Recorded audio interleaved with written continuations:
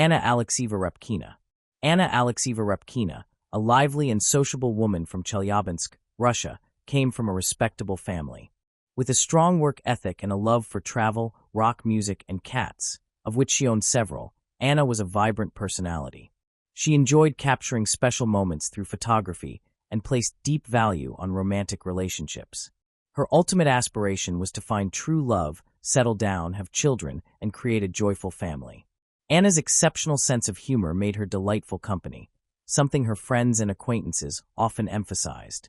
However, her life changed dramatically in 2016 when a high school sweetheart of 7 years ended their relationship, leaving her heartbroken. Despite this emotional blow, Anna refused to abandon her dreams. She took the initiative to try online dating, determined to find the ideal partner she longed for. On a Russian dating website, she found a promising match who seemed to possess all the qualities she desired. Anna met a charming young man named William Hargrove, a 26-year-old from Oregon who worked as both a bouncer and mechanic. What initially attracted her was his enthusiasm for Russian culture, but even more, his admiration for her. William consistently treated Anna with kindness, regularly complimenting her and making an effort to be there for her whenever she needed him, despite the distance between them. Those who knew him described William as charismatic and passionate, with a strong sense of humor that encouraged others to pursue their dreams. As they continued building their online relationship over several months, their connection grew stronger. They appeared perfectly matched, sharing similar tastes in music and a mutual appreciation for live performances, along with a compatible sense of humor. Friends who knew them commented that Anna and William complemented one another incredibly well. William's caring personality showed through his thoughtful gestures, including sending Anna flowers even from across the world. Their online chemistry was undeniable, but they wanted to affirm their bond in person. So in December 2016, they decided to advance their relationship. Anna booked a flight to Oregon to spend the Christmas holidays with William. Before I continue, I want to remind you that only a small percentage of people who watch my videos are actually subscribed. So if you enjoy my content, consider subscribing. It's free, and you can always change your mind later. Now let's move on with the video. However, she initially made an error and booked a ticket to Portland, Maine instead of Portland, Oregon. Before realizing her mistake, she had already flown to Maine, but she was determined to continue. After resolving her travel issues, Anna finally reached Oregon. William picked her up at the airport, and they spent the next 10 days together. He took her to various sightseeing spots, and they enjoyed activities such as visiting the seaside, playing in the snow, and cuddling by the fire. William also introduced her to his friends, and they celebrated New Year's Eve together, ending the night with a romantic kiss at midnight. For Anna, it was the perfect Christmas holiday. After a whirlwind 10-day visit, William proposed to Anna with his grandmother's emerald ring, and she joyfully accepted. However, what Anna did not realize was that William was living a double life. During their time together, he had also been secretly involved with his 33-year-old landlady, Michelle Chavez. William rented a room in Michelle's home, and it appeared he also held a special place in her heart. Michelle was married with 2 children, but this did not stop her from becoming romantically involved with William. Their affair had lasted for more than a year when Anna, William's girlfriend, visited Michelle's home. Without knowing it, Anna was meeting her rival, since Michelle was her boyfriend's landlady. Michelle appeared understanding when William brought Anna to the house, perhaps assuming William would never leave her or believing Anna was unimportant, much like her own husband. Whatever the reason might have been, Michelle chose not to reveal their secret. It was only after Michelle discovered the engagement ring that her husband's position on the matter became obvious to everyone involved. Meanwhile, Anna had returned to Russia, unaware of the chaos she had left behind. After she shared a photo of her engagement ring on Facebook, the platform's algorithm brought the post to Michelle's attention. Michelle's anger was not solely due to William becoming engaged to another woman. Michelle intended to leave her husband to be with William and, as a sign of her commitment, had removed her wedding ring and given it to him. However, she soon realized that the ring was identical to the engagement ring William had presented to Anna. It turned out William had given Anna Michelle's own wedding ring, simply repurposed. Michelle confronted William about this, and he attempted to calm her, insisting Anna meant nothing to him and promising he would end the engagement on March 1, 2017. Meanwhile, Anna had packed her belongings, including her wedding dress, and quit her job, prepared to start a new life with William in another part of the world. Michelle was displeased with this development. Anna's mother, Yelena, also harbored doubts about her daughter's rushed decision. She felt uncertain about William, whom Anna barely knew, and believed her daughter was moving too quickly. Anna, however, was certain she was in love and saw no need to delay. Yelena finally let Michelle go. Michelle, realizing Anna's visit was not merely social, became upset. She demanded that William find another place to live, refusing to allow the engaged couple to stay in her home. William agreed, renting an apartment for himself and Anna. However, he continued secretly meeting Michelle, slipping away to visit her and assuring her of his devotion, minimizing Anna's significance. Michelle grew increasingly anxious about William's deepening relationship with Anna, so she acted. She reached out to Anna on Facebook, revealing everything about her and William's ongoing affair. Anna informed William about the conversation, but he dismissed it as Michelle being jealous. Anna believed him, and the pair chose to disregard Michelle's warnings and concentrate on their shared future. They set a wedding date for March 23rd and planned a ceremony on the beach. Anna wore the wedding dress she had brought from Russia, and together they went to the beach. However, the officiant never appeared. After waiting what felt like an unbearably long time, they returned home. They decided to make another attempt to marry in April. On that same day, surveillance footage recorded the couple buying food at a McDonald's drive-thru. Anna sat in the passenger seat, still wearing her wedding dress. William had told her the officiant was sick, which was untrue. Despite insisting he did not love Anna, William continued keeping her convinced that he was not truly committed to their relationship. However, she had grown tired of William's manipulation. On April 15th, Michelle gave William an ultimatum, forcing him to choose between her and Anna. Michelle made it clear that if Anna wasn't gone by April 20th, she would take drastic action, build a snowman, a sinister phrase meaning to kill someone, and hide their body in a snowy area where it would never be found. After issuing her threat, Michelle lost contact with William and assumed he had chosen Anna over her. She left him voicemails to express her feelings. On Sunday, April 16th, William called Michelle to share the news that he was single again, having just ended his tumultuous relationship with Anna, who was now supposedly heading back to Russia. Coincidentally, William had struck a deer with his car and was waiting at the Ailey Martile store for repairs. He asked Michelle to meet him there. Because it was Easter Sunday, Michelle was at a family gathering, but she excused herself to meet William.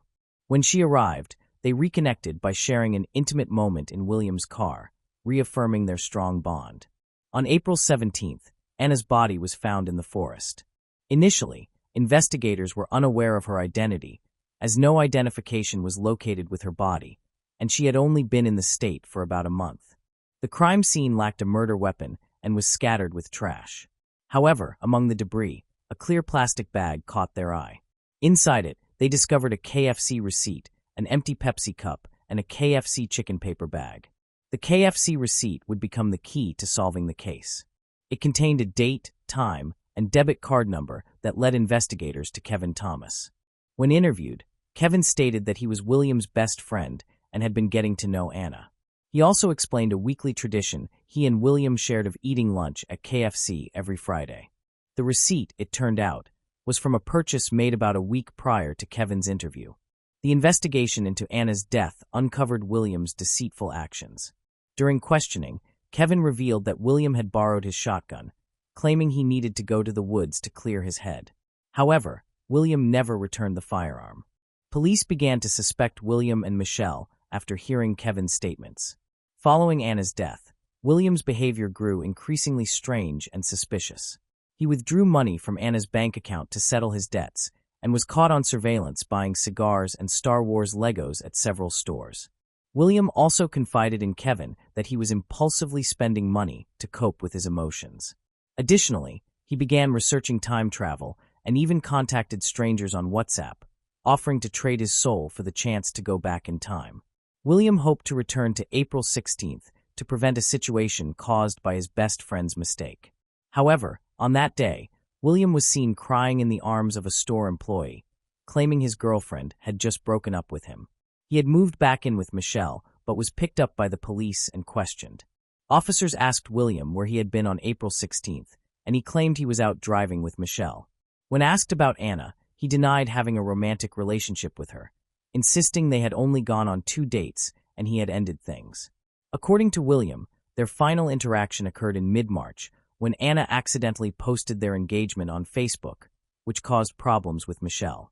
When he was questioned about the trash found near his late fiancée, or the woman he had been dating, William admitted to littering, but insisted it was only KFC trash and a can from the general store, not something connected to Anna's death. About 40 miles separated the Alp General Store from the logging road. However, the investigators did not accept William's alibi. Lieutenant Chris Duffett, one of the investigators, quickly intensified the pressure by revealing that William's trash had been located near a murder victim at a separate site.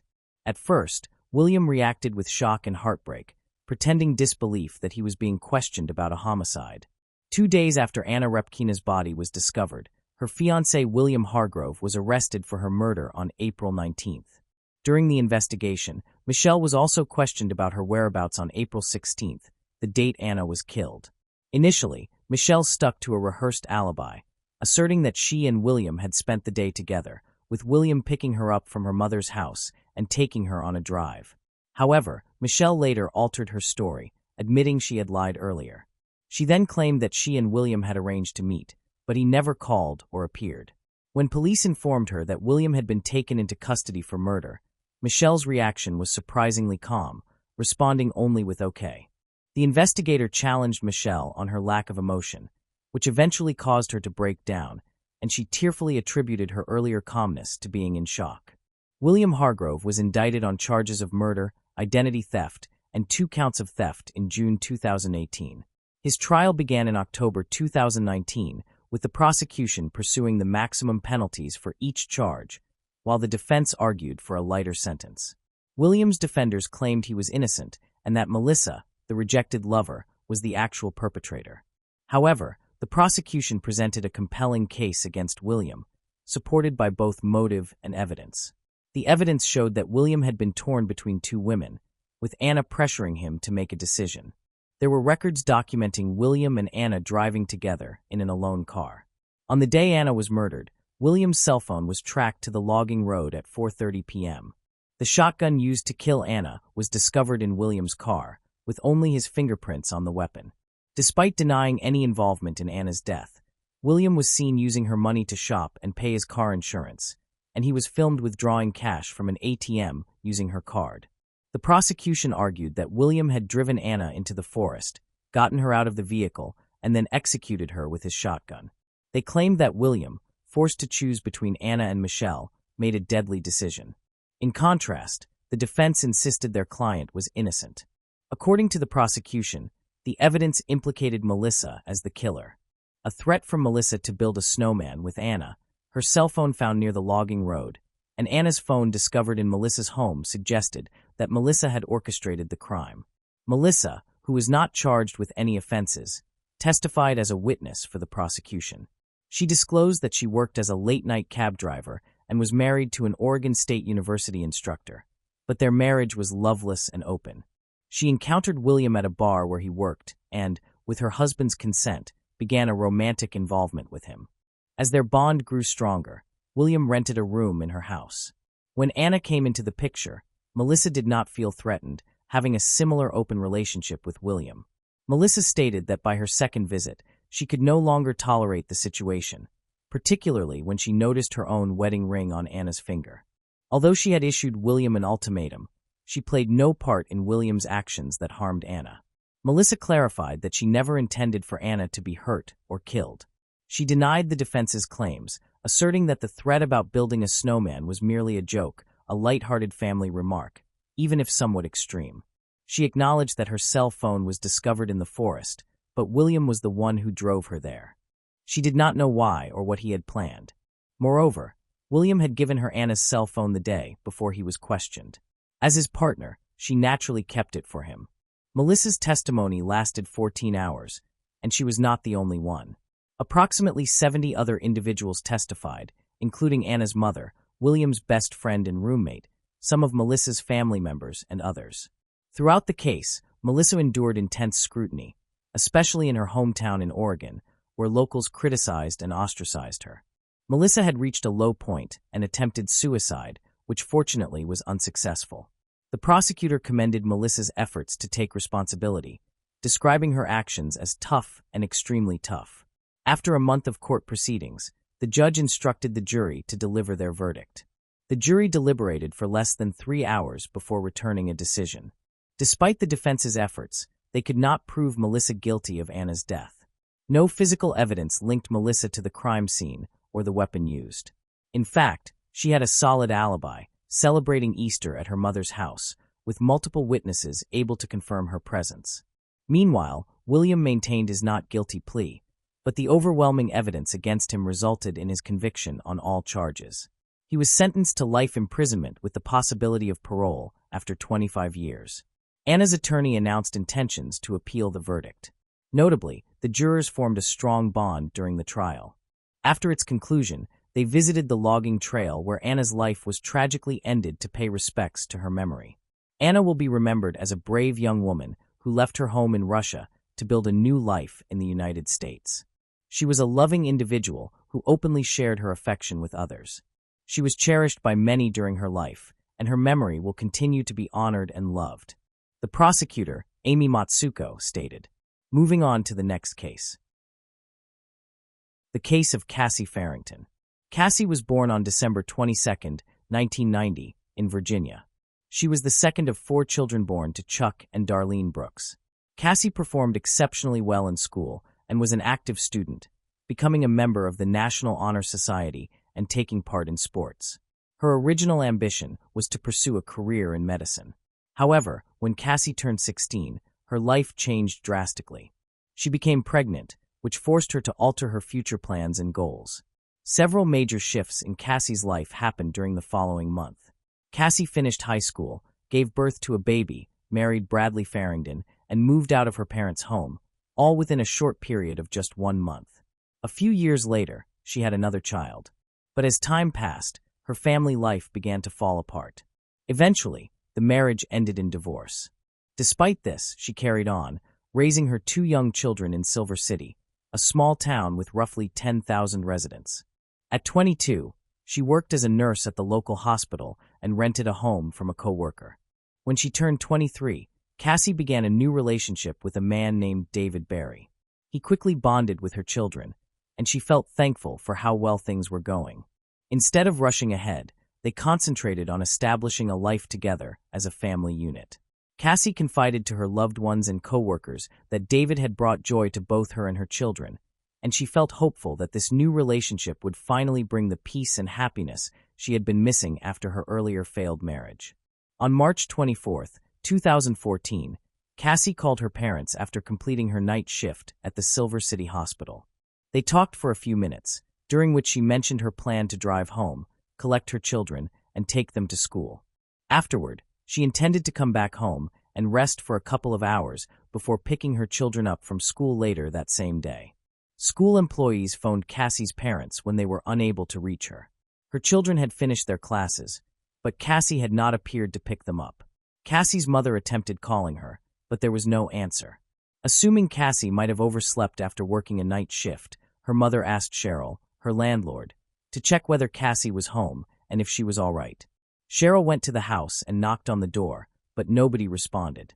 She then walked around the home and looked through the back door window, noticing water spilling from the bathroom into the kitchen. She knocked more forcefully on the door and called out Cassie's name, but still received no reply. Using her own key, she unlocked the door and stepped inside. The noise of running water was louder and more noticeable. As she walked across the soaked floor toward the bathroom, Cheryl called for Cassie again, her voice trembling slightly. Then she saw Cassie. Cheryl, a co-worker and friend of Cassie's, found her lifeless body in the overflowing bathtub. She was lying face down, dressed in a house robe, while water continued flowing out. Despite Cheryl's first aid knowledge, she recognized that Cassie had been dead for several hours, as rigor mortis had already developed. This made CPR impossible. Cheryl immediately dialed 911 to report what had happened. She then delivered the heartbreaking news to Cassie's parents over the phone, informing them of their daughter's death. As Cheryl waited for the paramedics and police to arrive, she paused to look around the house. She noticed that the second bathroom, located in another part of the home, also had a running faucet. However, that tub had an overflow safeguard, so the extra water was not spilling onto the floor but draining away. Cheryl also saw that the towel rack in the bathroom had been ripped from the wall and was lying on the floor. After hearing the news, Chuck and Darlene, Cassie's parents, were heartbroken. They stopped everything they were doing and traveled from Arizona to Silver City. Within a few hours, they reached the house where their daughter's body had been discovered. The police were already present, examining the circumstances surrounding Cassie's death. The officers noted that there was no sign of forced entry into the home since all the locks remained secure. The windows were shut, and the glass was unbroken. In addition, valuables inside the house were untouched, making robbery an unlikely motive. The local sheriff asked Chuck and Darlene whether Cassie had any thoughts of suicide or any reason she might have done something like that. However, Chuck and Darlene firmly rejected this idea and insisted there was no chance Cassie would ever do such a thing. The police chief kept telling Cassie's parents that she had probably taken her own life, almost as if he were trying to persuade them. However, Cassie's parents felt that the police investigation seemed rushed and unclear. Normally, a case scene is carefully inspected and processed, a procedure that can take several days. In Cassie's situation, the police left the scene only a few hours after her body was found. They even told Cheryl that she could go inside and use the house. This alarmed Cassie's parents, and they decided to examine the house themselves. After noticing water still in the bathtub, they drained it and found black streaks along the sides that looked like marks left by rubber-soled shoes. They also discovered Cassie's glasses, hairband, and a coat hanger scattered in different spots on the floor. Cassie's parents grew even more suspicious when the police failed to search the house for fingerprints. They suspected that the authorities might be trying to close the case quickly without conducting a proper investigation. It was only after they reached out to the district attorney's office that the police seemed to put in additional effort. However, they still could not close the case due to the medical examiner's findings.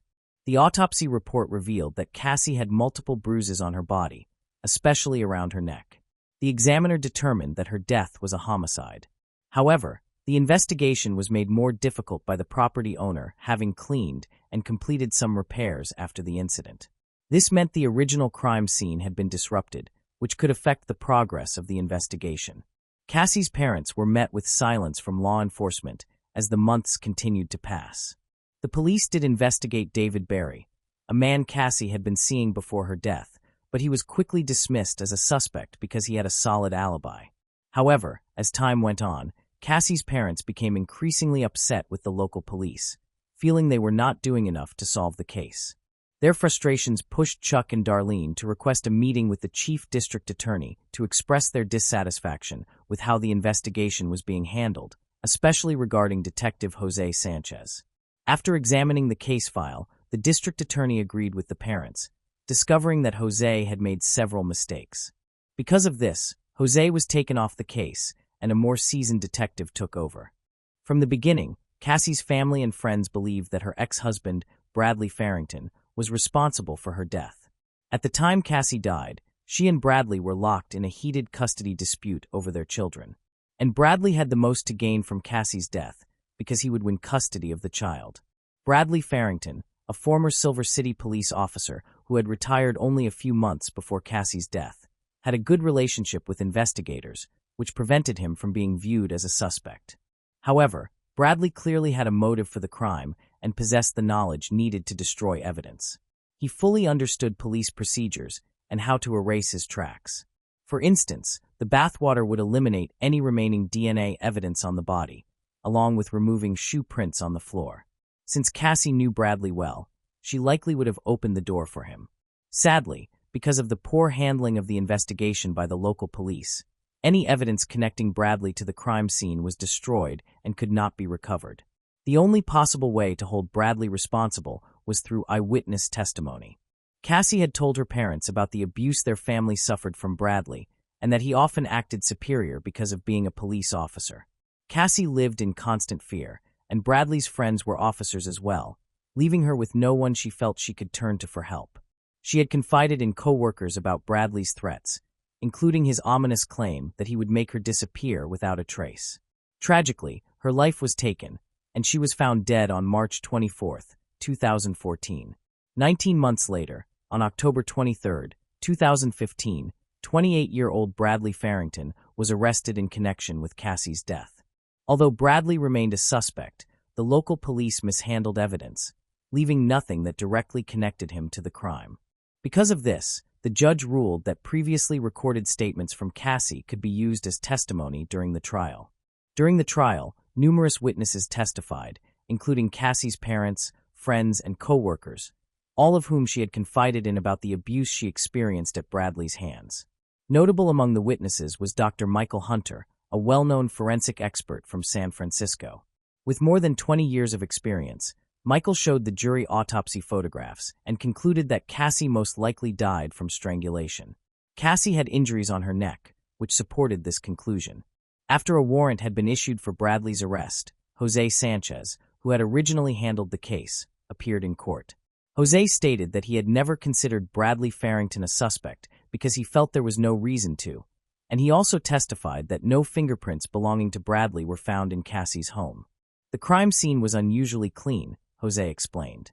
He believed the area had been cleaned after the crime occurred, which would explain why no fingerprints were present. After 4.5 hours of deliberation, the jury found Bradley Farrington guilty on September 7th. In 2018, Bradley received a life sentence in prison with the possibility of parole after 30 years. He later submitted an appeal to the New Mexico Supreme Court in 2020. Bradley challenged his conviction, arguing that the trial court had made an error by allowing Cassie's co-workers, friends, and family members to testify in court. However, the state's highest court ruled that there was sufficient evidence to convict Bradley and denied his appeal. Moving on to the next case. Colin, Ireland. As the world welcomed 1993 with celebration and resolutions, one man in London set a chilling New Year's resolution of his own, a resolution to become a notorious killer. His chosen targets were unsuspecting men within the gay community. But who was Colin, Ireland, and what compelled him to make such a grim resolution? Why did he transform a symbol of new beginnings into a dark, twisted game of cat and mouse? Born in 1954 in Dartford, Kent, Ireland's early life was marked by turbulence, upheaval, and poverty. His childhood, spent in an unsettled home, represented the first chapter of a life characterized by discontent and emotional detachment. Raised by a single mother, Ireland's formative years were a revolving door of different men entering and leaving his life.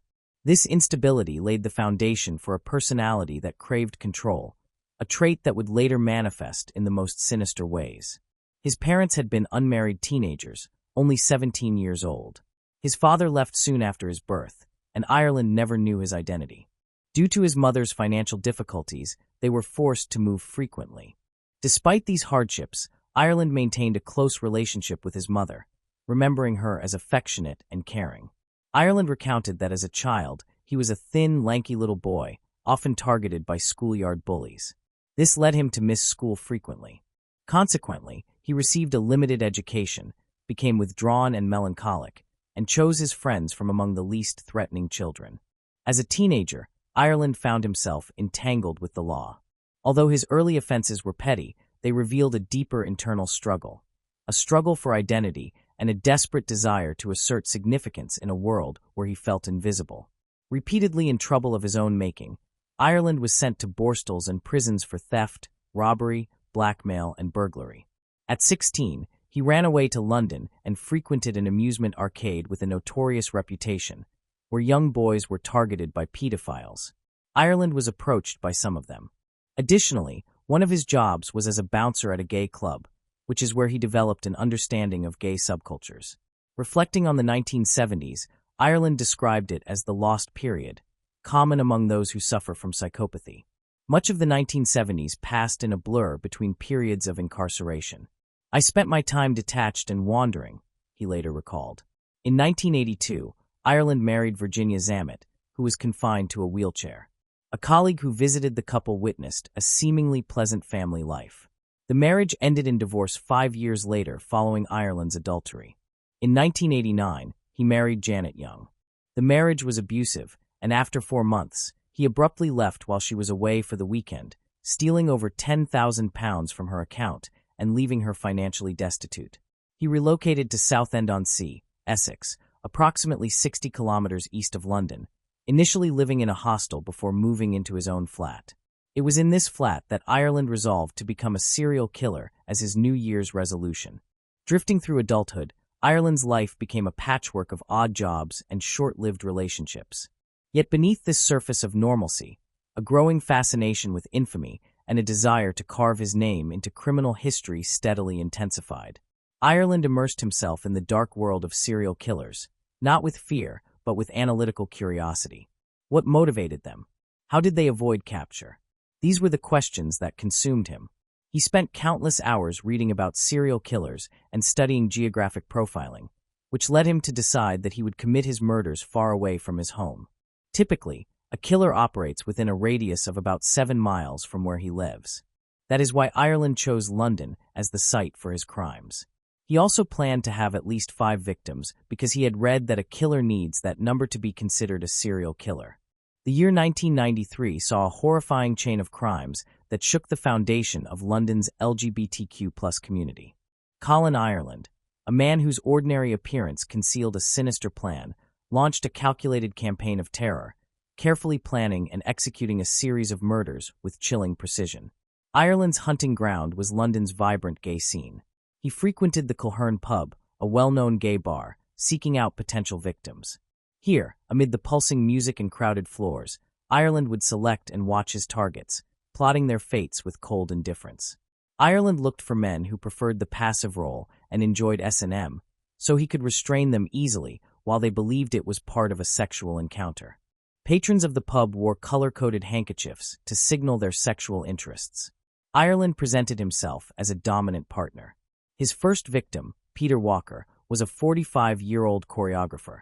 Ireland met Walker at the Culhern, and what began as what seemed like an intimate night quickly descended into horror. Walker's body was later found in his apartment, unveiling the brutality of Ireland's actions. Bound, gagged, and suffocated with a plastic bag placed over his head, Walker's death was only the start of Ireland's gruesome series of murders. Ireland positioned 2 teddy bears in a sexual arrangement on Walker's body and burned some of his pubic hair, so he could smell it. While searching the apartment, he discovered that Walker was HIV positive. Furious, Ireland shoved a condom into Walker's mouth and another into his nostril. Each crime scene revealed a pattern of detailed planning and merciless execution. He carried a murder kit with him: rope, handcuffs, and a change of clothes. Ireland left almost no evidence, frustrating police efforts and spreading fear throughout the community. He was thorough, making sure each scene was cleaned meticulously, removing anything that could connect him to the crimes. He also stayed in the apartment until morning to avoid drawing suspicion that might arise from leaving late at night. Describing the nights after his murders, Ireland said, "I think that affected me mentally to quite a degree." Recounting how he sat with the body for 5 to 6 hours, watching it gradually develop blotches and grow cold. "It wasn't something that I could cope with, to be honest," Ireland later admitted. He disposed of everything he had touched by throwing it out of a train window on his way back to Southend. When police discovered the body, they assumed it was the result of a sexual game gone wrong. 2 months later, Ireland returned to the pub, where he met 37-year-old librarian Christopher Dunn, who invited him to his flat. There, Ireland tied, handcuffed, and brutally beat and tortured his helpless victim before suffocating him by stuffing pieces of cloth into his mouth. After murdering Dunn, Ireland used his victim's PIN and bank card to withdraw $200 from his account. The police continued to view the death as an accident during a sexual encounter and did not connect it to Walker's murder. Ireland grew increasingly confident as his New Year's resolution progressed. He met 35-year-old businessman Perry Bradley III at the Culhern pub. Bradley, the son of Texas Democratic Party fundraiser Perry Bradley Jr., invited Ireland to his Kensington flat. Initially, Bradley refused to be tied up, but Ireland insisted he could not perform sexually without it.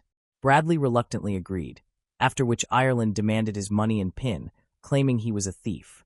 Once Bradley complied, Ireland told him to try to fall asleep, stating he would not leave the flat until morning. Bradley eventually fell asleep, and Ireland, realizing that Bradley could identify him, strangled him. He then placed a doll atop the body. The horrific crimes of Colin Ireland shocked the communities he targeted and captured the relentless attention of the media. The press labeled him the Gay Slayer, a sensational moniker that highlighted both his horrific acts and the homophobic undertones of the era. On June 7th, just 3 days later, Ireland returned to the Culhern and met 33-year-old housing warden Andrew Collier, inviting him to his home. Again, Ireland handcuffed and tied Collier to the bed, demanding his bank details. After killing Collier's cat, Ireland strangled Collier.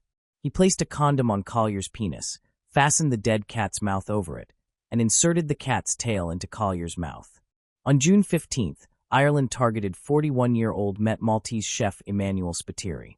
He handcuffed, bound, and strangled Spiteri, then stayed in the flat watching television and eating his victim's food. After cleaning the scene, Ireland set fire to the flat, though it caused only minor damage. As the body count rose, so did the alarm.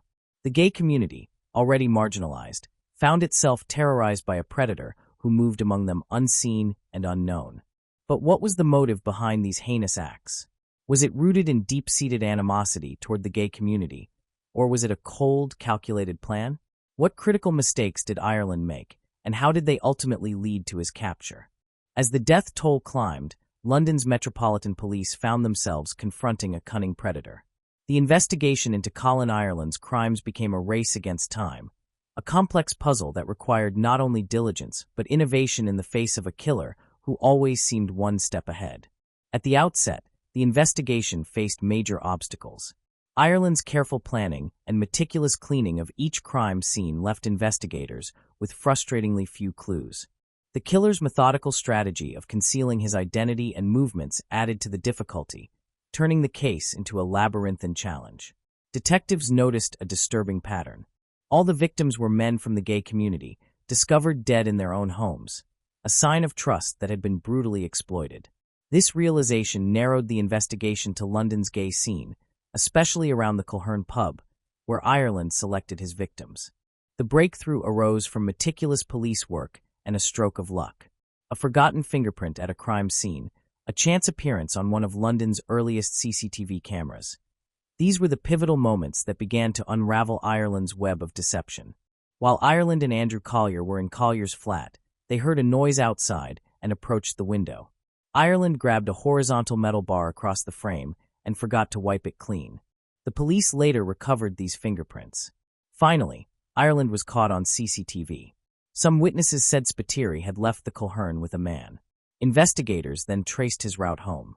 His train journey passed through Charing Cross Station, which had one of London's first CCTV systems. Every piece of evidence became a vital key, unlocking parts of a puzzle that Ireland believed he had perfectly concealed. But what ultimately led to Ireland's downfall? How did detectives connect the dots in a case that initially seemed unsolvable? The relentless pursuit of justice in the Colin Ireland case reached a turning point with a single, seemingly harmless phone call. Ireland, emboldened by his actions, telephoned the police, taunting them about his crimes. The day after Peter Walker's murder, when he heard no news reporting it, he anonymously called the Samaritans and the Sun, telling them that he had killed Walker and locked his dogs in another room. Later, police received another call from Dunn's killer, mocking them for failing to link his death to Walker's. In his next anonymous call to the police, he asked, "Are you still interested in the death of Peter Walker? Why have you stopped the investigation? Doesn't the death of a homosexual man mean anything?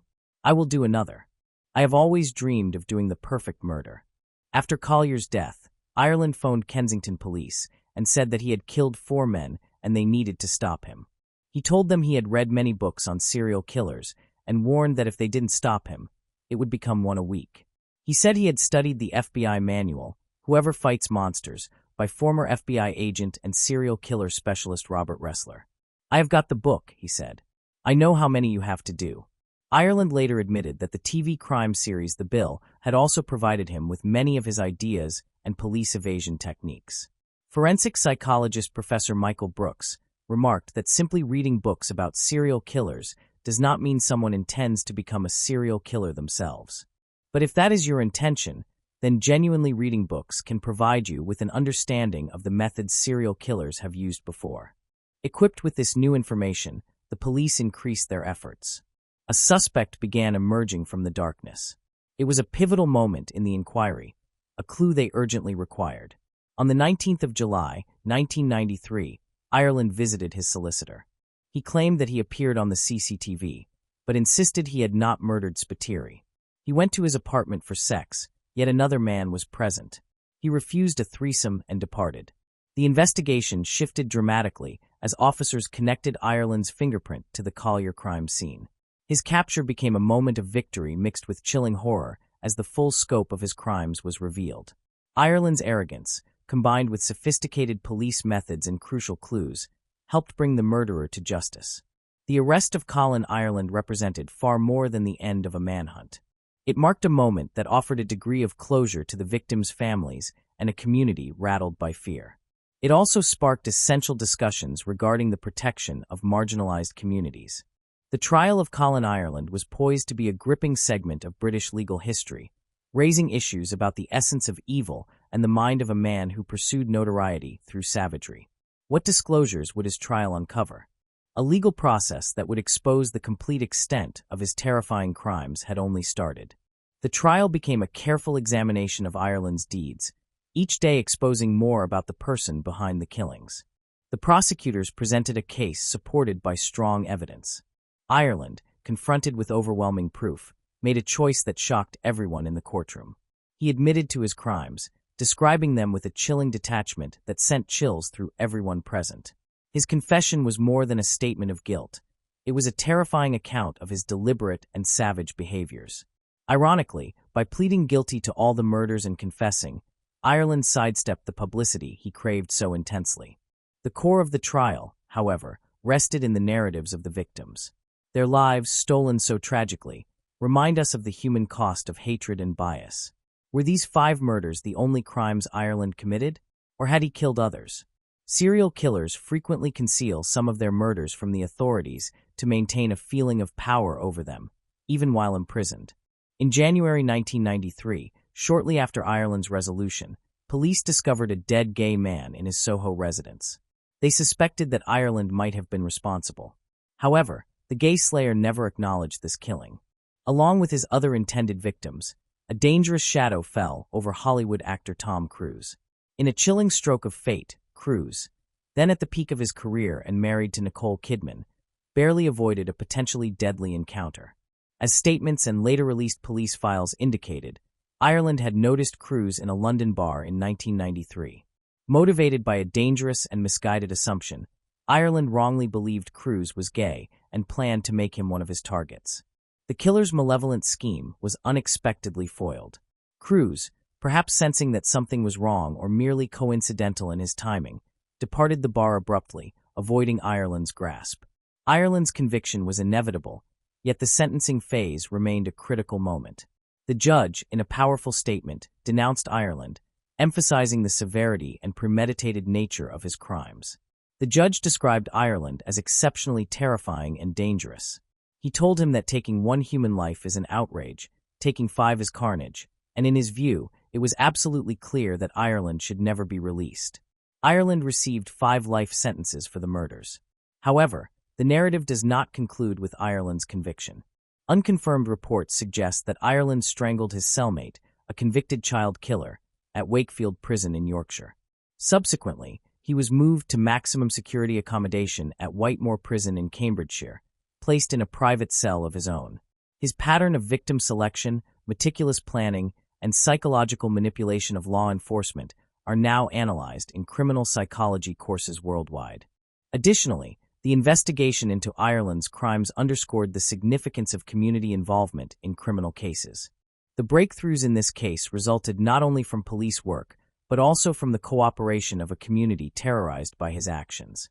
Ireland's case became a focal point for discussions on homophobia and hate crimes, highlighting the urgent need for societal change, not only in policy, but also in daily attitudes and understanding. Ireland passed away on February 21, 2012 from pulmonary fibrosis and complications from a previously sustained fractured hip. Vanessa Frake, a former prison governor who had encountered numerous hardened criminals, described Ireland as the most terrifying prisoner she had ever met. She stated, "I don't know what it was about him. He simply radiated evil. He was proud of his actions, like many other serial killers. What compels a man to commit such calculated and brutal acts of violence?" To comprehend Ireland's psyche, One must navigate the intricate labyrinth of his mind, assembling a profile as disturbing as it is compelling. Experts analyzing Ireland's case point to multiple factors.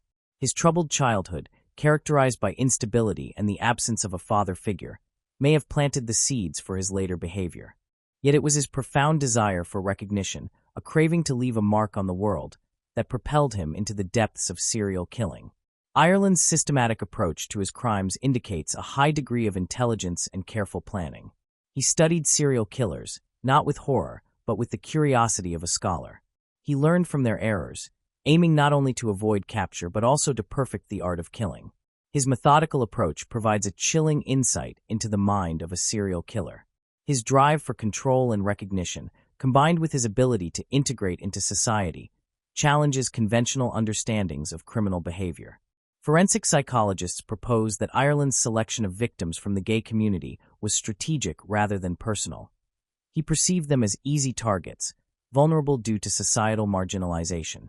This choice reflects not merely a cold-blooded strategy, but a terrifying disregard for human life.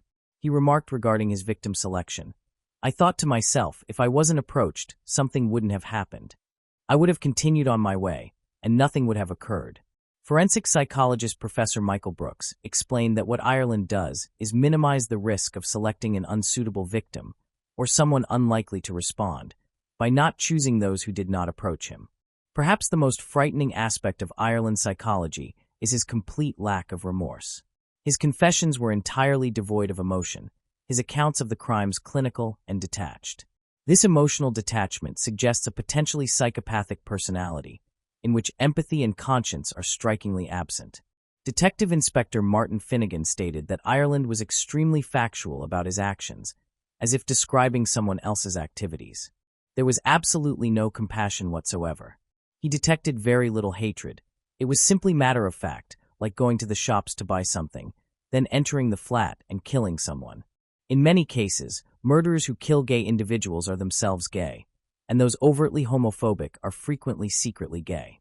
Was it truly a credible justification for Ireland to act on hidden emotions?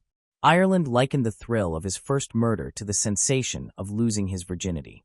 Perhaps these concealed feelings prompted that comparison. Was Ireland merely being dishonest with himself and others, attempting to conceal what he could not control? Ireland claimed to be heterosexual and asserted that he neither touched nor had sexual relations with the men he murdered. Yet it is difficult to imagine that at least 5 individuals voluntarily went to his flat for sex, undressed, and allowed Ireland to restrain them without even a single kiss. Can a person truly decide to become a serial killer as a career solely for its own sake, without any hidden motives, and select the particulars of their crimes based purely on logic? Or does something deeper lie beneath? Or was theft the primary reason behind Ireland's murders, a calculated act to prevent his victims from identifying him later? There is inconsistency in Ireland's account of Perry Bradley's murder. He claimed to have promised Bradley that he would leave him alive, only to later decide that Bradley could identify him. This version sharply contradicts his overarching motive of selecting victims for murder in order to gain notoriety as a serial killer. Was Ireland merely exploiting homophobic sentiments in society to disguise the mercenary nature of his crimes, hoping it would garner public sympathy and reduce his sentence? Or was there more than one motive, perhaps all of them combined? Moving on to the next case. The case of Vera Pectoleva. Vera Pectoleva was born on September 24, 1997, in Kyslov, located in Kovo Oblast. As she grew up, Vera became a cheerful and creative individual with a strong passion for singing. Her talent allowed her to win first place in many singing competitions while she was still in school. Even though her parents, Oksana and Yevon, divorced during her school years, Vera kept a close relationship with both of them. She also got along well with her stepmother and stepfather. Those who knew her described Vera as a gentle, positive, and kind person. Her family was surprised when she chose to pursue a technical education rather than a creative path after graduating from high school. She enrolled at the State Technical University in Kovo. Although Vera lives in Kovo, she maintains a close bond with her mother, Oksana, who resides in Kyslov, about 110 miles away. During a visit to her mother in 2016, she met a man her age named Vladislav Canis. Known simply as Vladislav, he, unlike Vera, did not set goals for himself, was withdrawn, and had a volatile temperament. Vladislav left school after the 9th grade and grew up in a dysfunctional household. His mother left the home, leaving him to live with his father. However, the challenges he faced did not end there. His father struggled with legal issues, and it all ended with his suicide, which happened right before Vladislav's eyes. This left a lasting impression on him. Despite their very different upbringings, Vera developed deep feelings for Vladislav and loved him sincerely. Vera's parents knew Vladislav and opposed the relationship. Although they felt sympathy for Vladislav because of his difficult past, they envisioned a different future for Vera. "We did not approve of her choice, expecting her to eventually end the relationship," her mother, Oksana, said. When Vera's father learned about their relationship, he asked her to end things with Vladislav, but Vera refused. Instead, she simply stopped mentioning him to her parents. Vera's mother, Oksana, recalls that Vladislav never attended family gatherings and never appeared in Vera's social media photos, almost as if Vera was intentionally trying to hide him. It is worth noting that in 2019, Vera and Vladislav started living together in Kovo. Vera's parents supported them financially by helping pay the apartment rent. At that time, Vladislav had no job and depended on Vera for financial support. She was not only intelligent and beautiful, but also financially stable. The relationship between Vladislav and Vera began to deteriorate because of Vladislav's excessive drinking, and he showed no intention of stopping. Vera's parents suspected that he was mistreating their daughter. In November 2019, Vera decided to end the relationship. However, Vladislav refused to accept this and did not want it to be over. Vladislav was expected to be the one to move out, but he had no intention of leaving. He wanted to continue enjoying the benefits of living off someone else. 3 minutes later, Vera sent another voice message to her friend, asking her to come help her move. But before Vera could complete her sentence, Vladislav cut her off, firmly saying, "No, no one is coming in here," implying that he did not approve of her friend entering the apartment to assist her.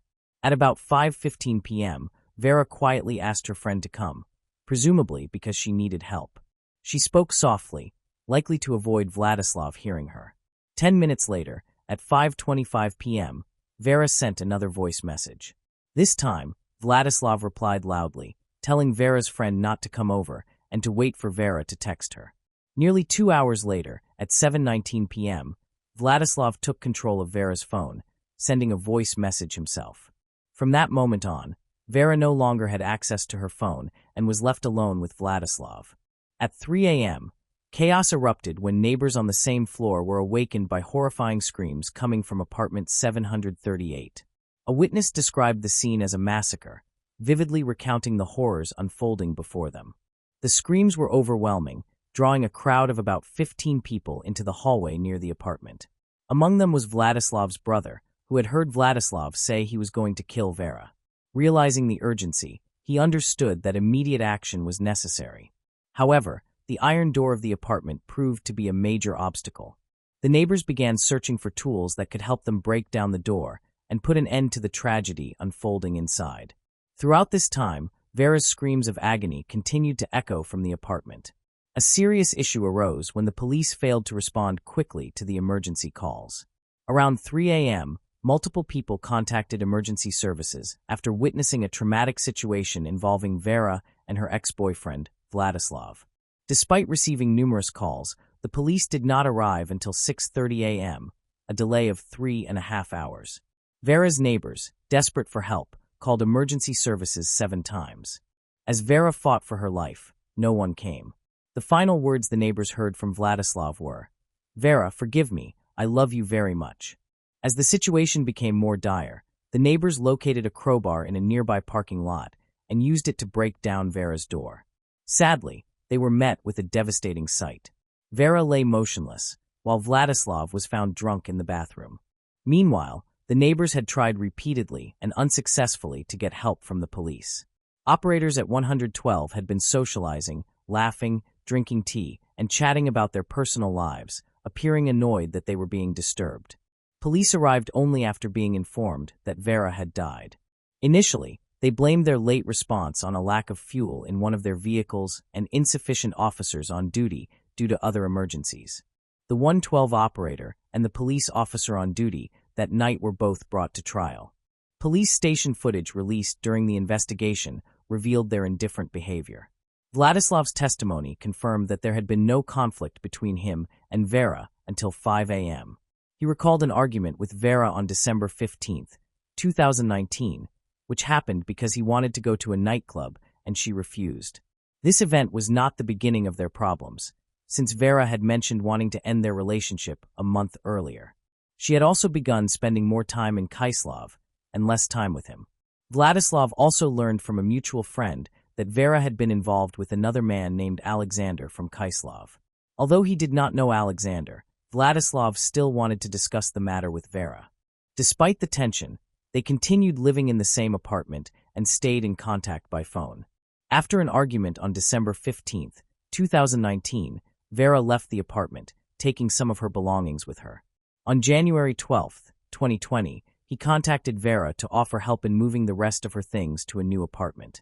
She accepted, and they arranged to meet the following day to finish the move. Vera scheduled their meeting for the afternoon of January 13, 2020, so they could collect her belongings and transport them to her new place. However, his plan was not only to help her move. He also intended to move out himself, as he no longer wanted to stay in the apartment without her. When Vera arrived on January 13, 2020, between 4 and 6 p.m., they agreed to pack both of their belongings, turning it into a joint move. On January 14, 2020, they consumed a substantial amount of alcohol, including beer, spirits, and vodka, while packing. By around 5 a.m., both he and Vera were drunk. At first, there were no issues between them. However, things shifted when he brought up their previous relationship and told her he knew she was seeing someone else. Vera felt offended, and the conversation escalated into a heated argument. She became aggressive, used profanity, and physically attacked him. She kicked him multiple times in the groin and struck him several times in the face with her palm. The slaps did not hurt him much, but the kicks to the groin did. This sparked a fight, which angered him further. He was not only upset by her physical attacks, but also by her dishonesty about dating others and her accusations that he had crossed boundaries by discussing her personal life. During this time, Vladislav claimed that Vera continued to insult him, which was the account he gave to the police. However, the medical examination revealed that he was lying. Vera's fatal injuries did not occur at the moment of her death, but 6 hours earlier, around midnight. This timeline showed that Vladislav had repeatedly beaten and assaulted Vera during the 6 hours leading up to her death. The examination documented roughly 100 injuries on her body, including stab wounds, a broken nose, broken ribs, and signs of strangulation on her neck. After this horrific incident, Vera's funeral drew more than 1,000 mourners, though the church was too small to hold everyone. Vera's heartbroken mother, Oksana, shared that the funeral home spent 4 hours trying to reconstruct her daughter's severely damaged face using cosmetics. Despite their efforts, Oksana could hardly recognize her own child due to the extent of the injuries. Meanwhile, Vladislav was giving the police his version of events.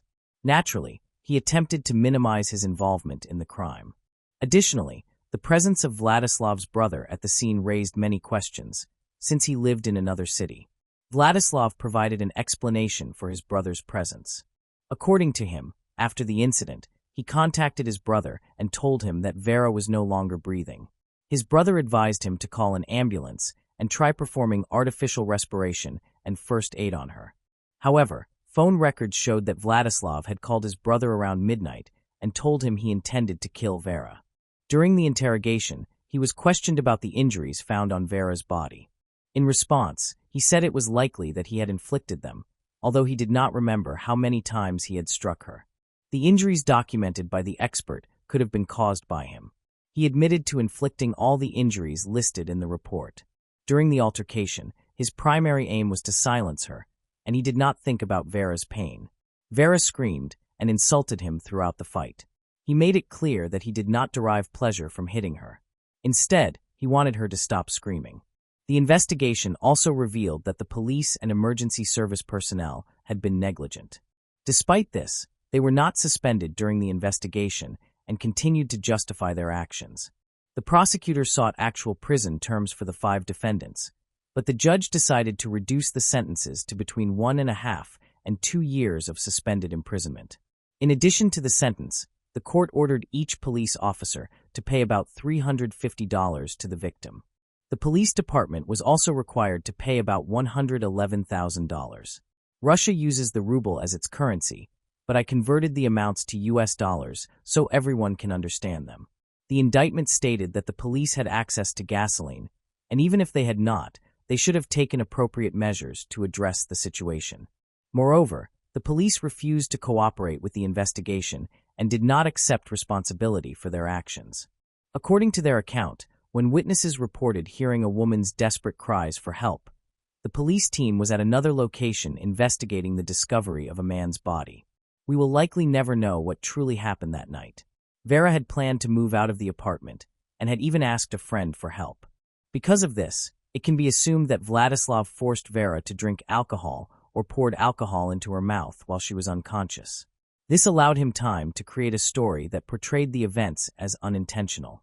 In 2022, the court sentenced Vladislav Canis to 17 years in prison. Although Vladislav admitted partial guilt and was ordered to pay about $45,000 in compensation, Vera's parents were shocked by the decision. They believed that 17 years was far too lenient and intended to appeal. However, their efforts soon proved futile. Vladislav did not even serve a full year in prison. In April 2023, it became known that he had received a presidential pardon after 6 months of participating in the armed conflict. You all know which conflict Russia is currently involved in. He was also relieved of the obligation to pay any compensation to Vera's parents. In November 2023, photos of Vladislav in military uniform appeared on social media. Vera's case sparked widespread outrage in Russia. The news of Vladislav's pardon was equally shocking.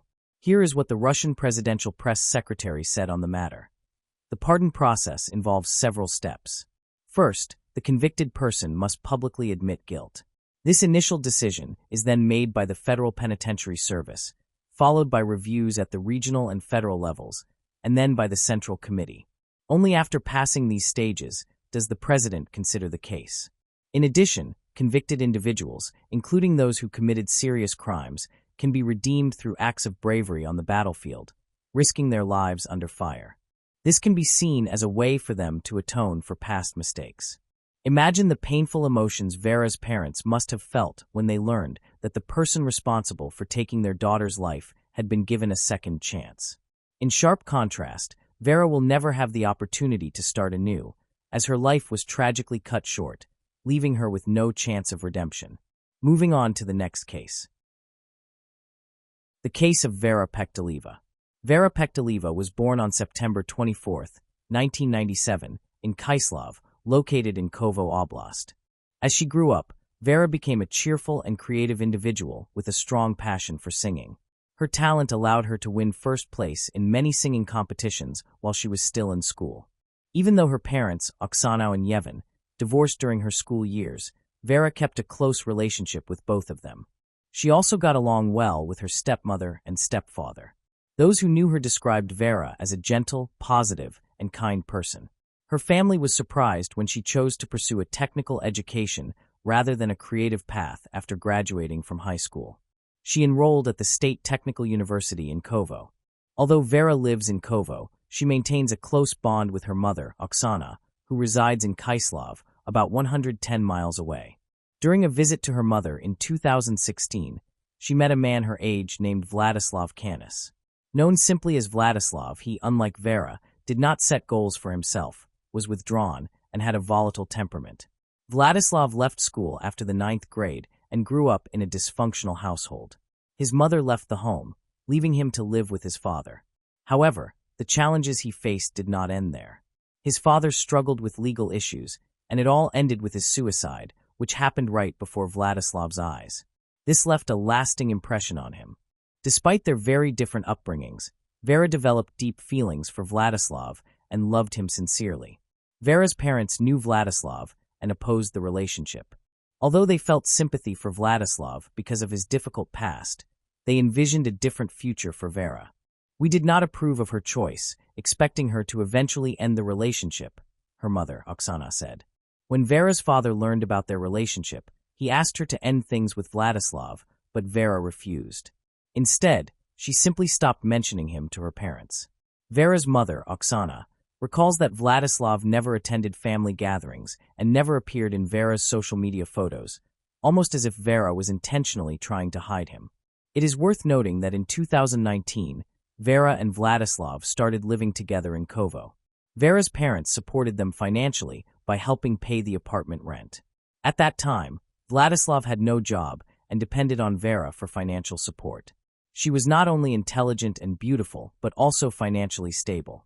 The relationship between Vladislav and Vera began to deteriorate because of Vladislav's excessive drinking, and he showed no intention of stopping. Vera's parents suspected that he was mistreating their daughter. In November 2019, Vera decided to end the relationship. However, Vladislav refused to accept this and did not want it to be over. Vladislav was expected to be the one to move out, but he had no intention of leaving. He wanted to continue enjoying the benefits of living off someone else. 3 minutes later, Vera sent another voice message to her friend, asking her to come help her move. But before Vera could complete her sentence, Vladislav cut her off, firmly saying, "No, no one is coming in here," implying that he did not approve of her friend entering the apartment to assist her. At about 5:15 p.m., Vera quietly asked her friend to come, presumably because she needed help. She spoke softly, likely to avoid Vladislav hearing her. 10 minutes later, at 5:25 p.m., Vera sent another voice message. This time, Vladislav replied loudly, telling Vera's friend not to come over and to wait for Vera to text her. Nearly 2 hours later, at 7:19 p.m., Vladislav took control of Vera's phone, sending a voice message himself. From that moment on, Vera no longer had access to her phone and was left alone with Vladislav. At 3 a.m., chaos erupted when neighbors on the same floor were awakened by horrifying screams coming from apartment 738. A witness described the scene as a massacre, vividly recounting the horrors unfolding before them. The screams were overwhelming, drawing a crowd of about 15 people into the hallway near the apartment. Among them was Vladislav's brother, who had heard Vladislav say he was going to kill Vera. Realizing the urgency, he understood that immediate action was necessary. However, the iron door of the apartment proved to be a major obstacle. The neighbors began searching for tools that could help them break down the door and put an end to the tragedy unfolding inside. Throughout this time, Vera's screams of agony continued to echo from the apartment. A serious issue arose when the police failed to respond quickly to the emergency calls. Around 3 a.m., multiple people contacted emergency services after witnessing a traumatic situation involving Vera and her ex-boyfriend, Vladislav. Despite receiving numerous calls, the police did not arrive until 6:30 a.m., a delay of 3.5 hours. Vera's neighbors, desperate for help, called emergency services 7 times. As Vera fought for her life, no one came. The final words the neighbors heard from Vladislav were, "Vera, forgive me, I love you very much." As the situation became more dire, the neighbors located a crowbar in a nearby parking lot and used it to break down Vera's door. Sadly, they were met with a devastating sight. Vera lay motionless, while Vladislav was found drunk in the bathroom. Meanwhile, the neighbors had tried repeatedly and unsuccessfully to get help from the police. Operators at 112 had been socializing, laughing, drinking tea, and chatting about their personal lives, appearing annoyed that they were being disturbed. Police arrived only after being informed that Vera had died. Initially, they blamed their late response on a lack of fuel in one of their vehicles and insufficient officers on duty due to other emergencies. The 112 operator and the police officer on duty that night were both brought to trial. Police station footage released during the investigation revealed their indifferent behavior. Vladislav's testimony confirmed that there had been no conflict between him and Vera until 5 a.m. He recalled an argument with Vera on December 15, 2019, which happened because he wanted to go to a nightclub and she refused. This event was not the beginning of their problems, since Vera had mentioned wanting to end their relationship a month earlier. She had also begun spending more time in Kaislav and less time with him. Vladislav also learned from a mutual friend that Vera had been involved with another man named Alexander from Kaislav.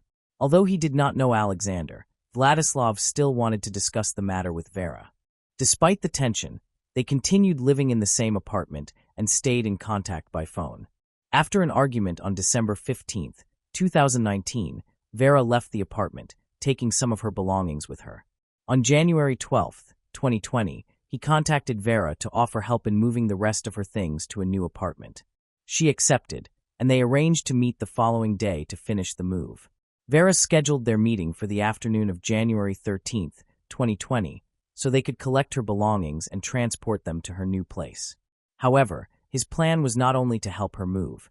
He also intended to move out himself, as he no longer wanted to stay in the apartment without her. When Vera arrived on January 13, 2020, between 4 and 6 p.m., they agreed to pack both of their belongings, turning it into a joint move. On January 14, 2020, they consumed a substantial amount of alcohol, including beer, spirits, and vodka, while packing. By around 5 a.m., both he and Vera were drunk. At first, there were no issues between them. However, things shifted when he brought up their previous relationship and told her he knew she was seeing someone else. Vera felt offended, and the conversation escalated into a heated argument. She became aggressive, used profanity, and physically attacked him. She kicked him multiple times in the groin and struck him several times in the face with her palm. The slaps did not hurt him much, but the kicks to the groin did. This sparked a fight, which angered him further. He was not only upset by her physical attacks, but also by her dishonesty about dating others and her accusations that he had crossed boundaries by discussing her personal life. During this time, Vladislav claimed that Vera continued to insult him, which was the account he gave to the police. However, the medical examination revealed that he was lying. Vera's fatal injuries did not occur at the moment of her death, but 6 hours earlier, around midnight. This timeline showed that Vladislav had repeatedly beaten and assaulted Vera during the 6 hours leading up to her death. The examination documented roughly 100 injuries on her body, including stab wounds, a broken nose, broken ribs, and signs of strangulation on her neck. After this horrific incident, Vera's funeral drew more than 1,000 mourners, though the church was too small to hold everyone. Vera's heartbroken mother, Oksana, shared that the funeral home spent 4 hours trying to reconstruct her daughter's severely damaged face using cosmetics. Despite their efforts, Oksana could hardly recognize her own child due to the extent of the injuries. Meanwhile, Vladislav was giving the police his version of events. Naturally, he attempted to minimize his involvement in the crime. Additionally, the presence of Vladislav's brother at the scene raised many questions, since he lived in another city. Vladislav provided an explanation for his brother's presence. According to him, after the incident, he contacted his brother and told him that Vera was no longer breathing. His brother advised him to call an ambulance and try performing artificial respiration and first aid on her. However, phone records showed that Vladislav had called his brother around midnight and told him he intended to kill Vera. During the interrogation, he was questioned about the injuries found on Vera's body. In response, he said it was likely that he had inflicted them, although he did not remember how many times he had struck her. The injuries documented by the expert could have been caused by him. He admitted to inflicting all the injuries listed in the report. During the altercation, his primary aim was to silence her, and he did not think about Vera's pain. Vera screamed and insulted him throughout the fight. He made it clear that he did not derive pleasure from hitting her. Instead, he wanted her to stop screaming. The investigation also revealed that the police and emergency service personnel had been negligent. Despite this, they were not suspended during the investigation and continued to justify their actions. The prosecutor sought actual prison terms for the 5 defendants, but the judge decided to reduce the sentences to between 1.5 and 2 years of suspended imprisonment. In addition to the sentence, the court ordered each police officer to pay about $350 to the victim. The police department was also required to pay about $111,000. Russia uses the ruble as its currency, but I converted the amounts to US dollars so everyone can understand them. The indictment stated that the police had access to gasoline, and even if they had not, they should have taken appropriate measures to address the situation. Moreover, the police refused to cooperate with the investigation and did not accept responsibility for their actions. According to their account, when witnesses reported hearing a woman's desperate cries for help, the police team was at another location investigating the discovery of a man's body. We will likely never know what truly happened that night. Vera had planned to move out of the apartment and had even asked a friend for help. Because of this, it can be assumed that Vladislav forced Vera to drink alcohol or poured alcohol into her mouth while she was unconscious. This allowed him time to create a story that portrayed the events as unintentional. In 2022, the court sentenced Vladislav Canis to 17 years in prison. Although Vladislav admitted partial guilt and was ordered to pay about $45,000 in compensation, Vera's parents were shocked by the decision. They believed that 17 years was far too lenient and intended to appeal. However, their efforts soon proved futile. Vladislav did not even serve a full year in prison. In April 2023, it became known that he had received a presidential pardon after 6 months of participating in the armed conflict. You all know which conflict Russia is currently involved in. He was also relieved of the obligation to pay any compensation to Vera's parents. In November 2023, photos of Vladislav in military uniform appeared on social media. Vera's case sparked widespread outrage in Russia. The news of Vladislav's pardon was equally shocking. Here is what the Russian presidential press secretary said on the matter. The pardon process involves several steps. First, the convicted person must publicly admit guilt. This initial decision is then made by the Federal Penitentiary Service, followed by reviews at the regional and federal levels, and then by the Central Committee. Only after passing these stages does the president consider the case. In addition, convicted individuals, including those who committed serious crimes, can be redeemed through acts of bravery on the battlefield, risking their lives under fire. This can be seen as a way for them to atone for past mistakes. Imagine the painful emotions Vera's parents must have felt when they learned that the person responsible for taking their daughter's life had been given a second chance.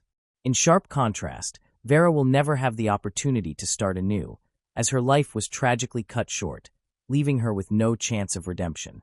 Moving on to the next case. The case of Mary Catherine Higdon. Mary Catherine Higdon was born in 1994. Mary was a lively and cheerful child who loved making people laugh with her humor, impressions, and playful antics. She had a special bond with her pet frog, which she often took on walks around town. Mary enjoyed spending time outdoors, exploring nature, and appreciating its beauty. She was also passionate about performing, frequently putting on shows for her family that highlighted her creativity and imagination. Her family recognized her potential and believed she had a bright future ahead. As she grew older, Mary developed a strong interest in firearms. She learned to handle guns responsibly and respected their power. She became a skilled marksman and continued to refine her abilities. During her high school years, Mary met her partner, Stephen Freeman, who would become the love of her life. Stephen was born on January 1, 1995, in Griffin, Georgia, where he grew up with his parents and brother. He enjoyed a happy childhood surrounded by a loving family and many friends who described him as laid-back, kind, and helpful. Stephen loved spending time outdoors and exploring nature. He was particularly close to his parents and shared a special bond with his mother. When she graduated from college after returning to school, Stephen wrote her a heartfelt letter expressing his admiration for her achievement. In the letter, he praised her hard work and determination, saying he looked up to her every day and loved her more than words could express. Stephen had immense respect and appreciation for his mother, which was evident in the way he spoke about her. After meeting in high school, Stephen and Mary Catherine formed a strong bond, united by their shared passion for outdoor activities like hiking, camping, fishing, and hunting. Their mutual love of nature became the foundation of their strong relationship. After graduating from high school, the couple decided to take the next step by moving in together in Griffin, Georgia. Living together in their own space excited both Mary Catherine and Stephen. Furthermore, Stephen's mother welcomed Mary Catherine into their family, treating her like a daughter. Every Sunday, the couple would visit Stephen's parents for a large family dinner, a tradition that strengthened their bonds and cemented Mary Catherine's place within the family. Initially, Stephen's friends were skeptical about his relationship with Mary Catherine, but as they got to know her, they began to appreciate her positive impact on his life. They saw how happy and joyful she made him and admired her enthusiasm for the outdoors. Stephen and Mary Catherine had different occupations. Stephen worked as a metal worker, specializing in roof repairs. Mary Catherine, on the other hand, held 2 part-time jobs. She worked as a teacher's assistant at St. George's Episcopal School, a preschool in Milner, Georgia. Additionally, she was employed at a sporting goods store, where she sold firearms. Interestingly, one of Stephen's close friends, Thomas Skinner, also worked alongside Mary Catherine at the sporting goods shop. While working there, Mary Catherine learned the fundamentals of gun safety, including how to properly hold, load, and fire a gun. Similarly, Stephen was passionate about firearms and owned several shotguns and rifles that he used for hunting and target practice. He also kept a Glock 42 handgun at home for self-protection. By the summer of 2018, after 5 years together, Mary Catherine and Stephen were still living in their apartment in Griffin, Georgia. However, their relationship took a tragic turn on August 1st, when Mary Catherine made a distressing 911 call, marking the end of their high school romance. Mary Catherine frantically contacted the dispatcher, screaming that she had accidentally shot her boyfriend. The police promptly responded to the emergency call and arrived at the apartment shared by Mary Catherine and Stephen. They found Mary Catherine in a state of panic, crying and hyperventilating as she knelt beside Stephen's motionless body. She repeatedly wailed that she could not lose him, her voice filled with anguish and desperation. As the police carefully moved Mary Catherine away from Stephen, they were able to assess his condition. They discovered that he had been shot in the chest, but miraculously, he was still alive. The police immediately called for an ambulance to transport Stephen to the nearest hospital. At the emergency room, a team of skilled doctors worked to save Stephen's life. Despite their best efforts, his condition continued to deteriorate.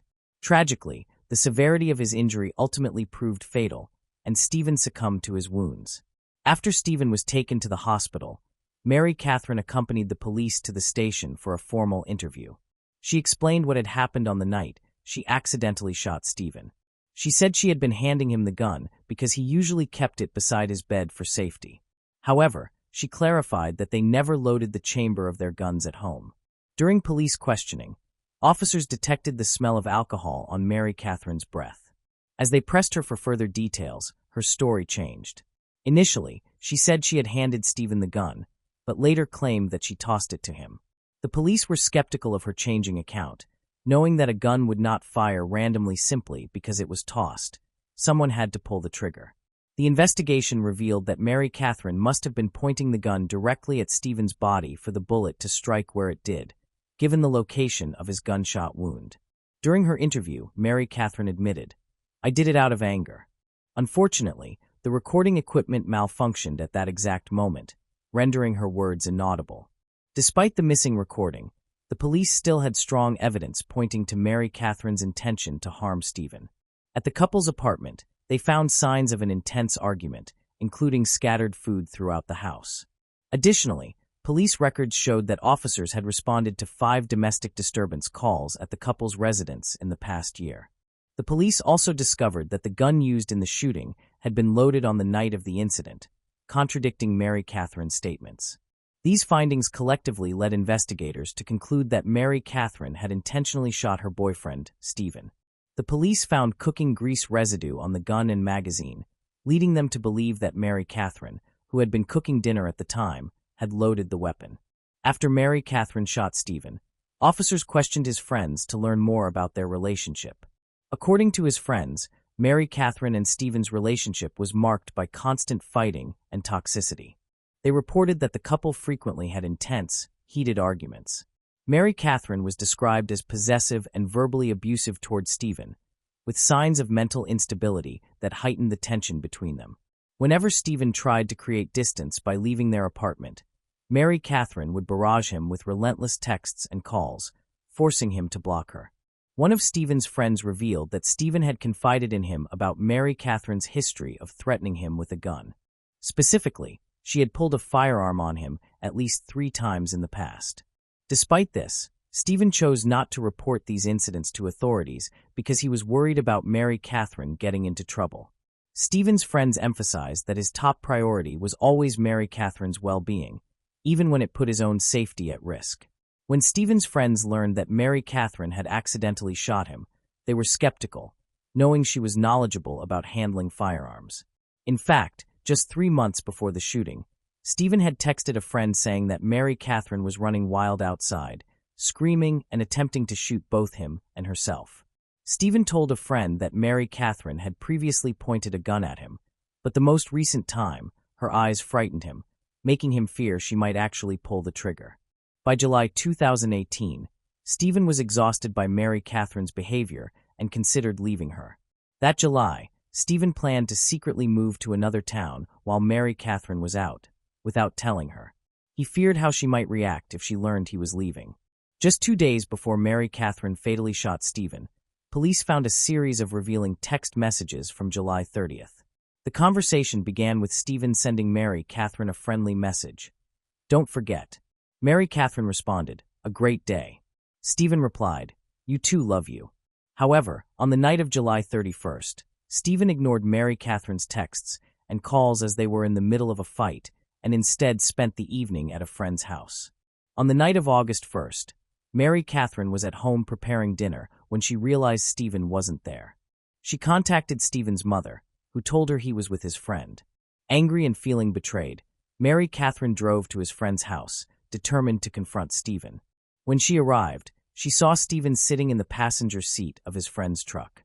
Mary Catherine pulled up alongside and began yelling at Stephen, who tried to calm her down by promising he would come home soon.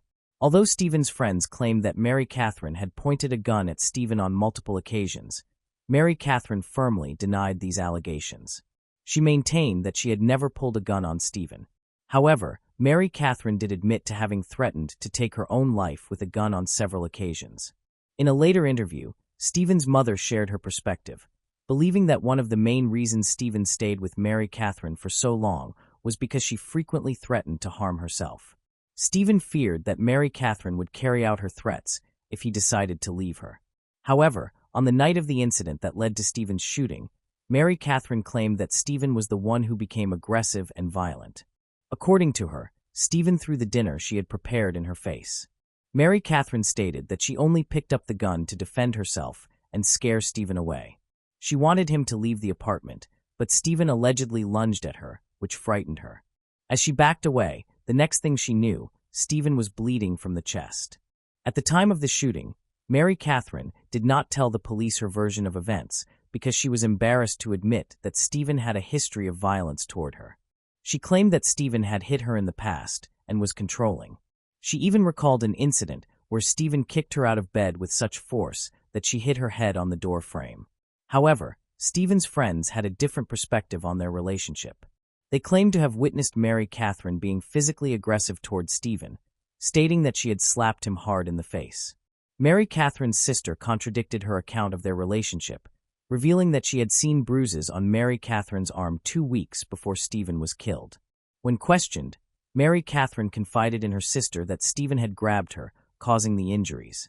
After investigating Stephen's death as a murder, the authorities charged Mary Catherine with murder, aggravated assault, and firearm possession during a felony. The prosecution offered her a plea deal, proposing a life sentence with possible parole if she pleaded guilty. However, Mary Catherine declined the offer, opting to stand trial and assert her innocence. At the trial, Mary Catherine maintained that she shot Stephen in self-defense, denying the charges against her. The trial, which began on June 17, 2019, nearly a year after Stephen's death, exposed the tumultuous relationship between Mary Catherine and Stephen. Mary Catherine's lawyers argued that she acted out of genuine fear, citing Stephen's history of violence and abuse. Mary Catherine testified that she was the victim of Stephen's controlling, manipulative, and dangerous behavior, which included physical, mental, emotional, verbal, and sexual abuse. She described being hit, humiliated, and degraded by Stephen on multiple occasions, and shared specific incidents where he smacked her around and verbally abused her. Mary Catherine explained that Stephen's constant threats and abuse left her feeling trapped, fearful for her life, and constantly walking on eggshells to avoid triggering his anger. She presented evidence in the form of text messages, including one in which Stephen threatened to punish her, which she said meant he would physically harm her. Another text message showed Stephen's explicit threat to hit Mary Catherine back twice as hard if she defended herself. Mary Catherine's defense team also presented messages that supported her allegations of sexual assault, including a text where Stephen mentioned his red room, which she described as a place where they engaged in violent and aggressive intercourse. Mary Catherine testified that Stephen sexually assaulted her on 2 occasions, including one after they returned from a vacation near Disney World, where he allegedly ignored her pleas to stop and intensified his efforts instead.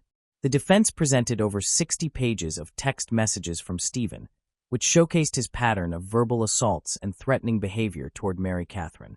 These messages included disturbing images and captions, such as one showing Stephen holding a dead fish, accompanied by the caption, "This is you." Another message showed Stephen's violent threats toward Mary Catherine after she cheated on him, where he wrote, "I'm going to wreck you for wrecking me." The defense also alleged that Stephen's drug and alcohol addiction contributed to his violent outbursts. Mary Catherine maintained that she was the one who ended the relationship, not Stephen, and that her actions on the night she shot him were a result of her desperation to escape the abuse. She claimed that Stephen had reacted violently to some news and had threatened to attack her, causing her to defend herself by grabbing a gun. She said the last thing she told him before shooting was to get out of her house. However, Stephen's friends and family disputed Mary Catherine's allegations, describing Stephen as a friendly and caring person. Stephen's mother said she was unaware of any threatening messages her son had sent Mary Catherine and did not condone such behavior. Although she acknowledged that Stephen may have said some angry things, she believed he did not mean them. In court, the prosecution questioned Mary Catherine about her story, pointing out that she had never reported any alleged abuse by Stephen. They also presented evidence that Mary Catherine had searched for violent and explicit content online just hours before the shooting, which she claimed was to find ways to make Stephen happy. The prosecution argued that Mary Catherine had changed her story about the shooting multiple times and that a text from Stephen suggested she had pointed a gun at him before. Additionally, Stephen's friends testified that they had witnessed Mary Catherine's violent behavior toward him. After 4 hours of deliberation, the jury found Mary Catherine not guilty of murder, assault, and other charges. The verdict surprised Stephen's loved ones, who felt that justice had not been served. Later, the jurors revealed that they believed Mary Catherine had intentionally killed Stephen, but there was not enough evidence to prove it beyond a reasonable doubt. This lack of evidence made it difficult to determine whether the shooting was murder or self-defense. Moving on to the next case. The case of Schmidt family. Tyler Schmidt was born in Iowa, USA, on November 13, 1979. He grew up in Cedar Falls, a city that hosts the University of Northern Iowa. As a young boy, Tyler joined the Boy Scouts, where he achieved the distinguished rank of Eagle Scout. This experience ignited a lifelong passion for nature and camping within him. He particularly enjoyed the camps organized by the Lutheran Church, which emphasized family bonding. In his leisure time, he learned to play the trumpet. Tyler's true enthusiasm, however, lay in adventure and sports. He was a member of both the cross-country running team and the swim team at Northern Iowa High School in Cedar Falls. He also took pleasure in outdoor pursuits such as canoeing, hiking, and snowshoeing. Later, his fascination with computing led him to Truman State University in Missouri, where he studied computer science and earned his degree. It was there that he met Sarah, who would eventually become his wife. Sarah was born on March 27, 1980, in Kansas City. During her childhood, she spent time near St. Louis with her siblings Karen, Jane, and Adam. Sharing Tyler's passion for the outdoors, Sarah enjoyed bird watching and studying insects. Like Tyler, she was a devoted Girl Scout and attained the highest accolade, the Gold Award. Her adventurous nature was inspired by her mother, with whom she embarked on a backpacking trip through Central America. It was no surprise that Tyler recognized Sarah as his soulmate when they met as students. Sarah excelled academically and exhibited remarkable leadership skills, particularly in student projects aimed at improving school life. Her positive leadership qualities and initiative earned her the prestigious Truman Scholarship, while she was still at Washington High School in Washington, Missouri. This scholarship took her to Truman State University, where she met Tyler. As they fell deeply in love, she willingly accepted his proposal of marriage. Both Tyler's and Sarah's families supported their union, acknowledging that they were perfectly suited for each other and destined to build a loving family together. On June 22, 2002, guests assembled at St. John Lutheran Church for Tyler and Sarah's wedding. Family members took their seats as Sarah waited outside with her father. At the age of 22, the couple exchanged vows, pledging to remain together until death separated them. They selected the Boundary Waters for their 10-day honeymoon, reflecting their shared love of nature. During the first 10 years of their marriage, Tyler and Sarah focused on securing financial stability and advancing their professional careers. After completing their undergraduate degrees in Missouri, the couple moved to Lawrence to pursue master's degrees at the University of Kansas. Sarah eventually established herself as a computer science specialist, while Tyler worked at a supermarket, a delivery company, and UPS. He also maintained a long-term career at a company specializing in business billing and payments, which spanned 18 years. Throughout this period, the Schmidts' marriage included many exciting experiences beyond their professional obligations. The couple made a conscious effort to spend quality time together, exploring new outdoor locations and participating in various activities.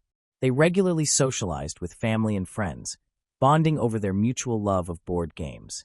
Occasionally, they attended events organized by the Lutheran Church. As devoted fans of the Kansas Jayhawks, they went to basketball tournaments held at Allen Field House. The year 2013 brought both sorrow and joy for the couple. They endured a significant loss when Sarah's father passed away from a heart attack, leaving his family in mourning. However, 2 years later, in 2015, they celebrated the joys of parenthood with the birth of their son, Arlo. In 2018, they welcomed their beautiful daughter, Lula Schmidt, into the family. When Arlo reached 6 and Lula was 3, the family decided to move to Cedar Falls to be closer to Tyler's relatives. The Cedar Falls community warmly embraced them, and they soon became active members. Tyler continued his career as a software engineer, while Sarah took on a position as an assistant at the city's public library. The children enrolled in the preschool program at Lincoln Elementary School. Tyler and Sarah were widely recognized for their kind-hearted nature and readiness to help others, making everyone around them feel valued and appreciated.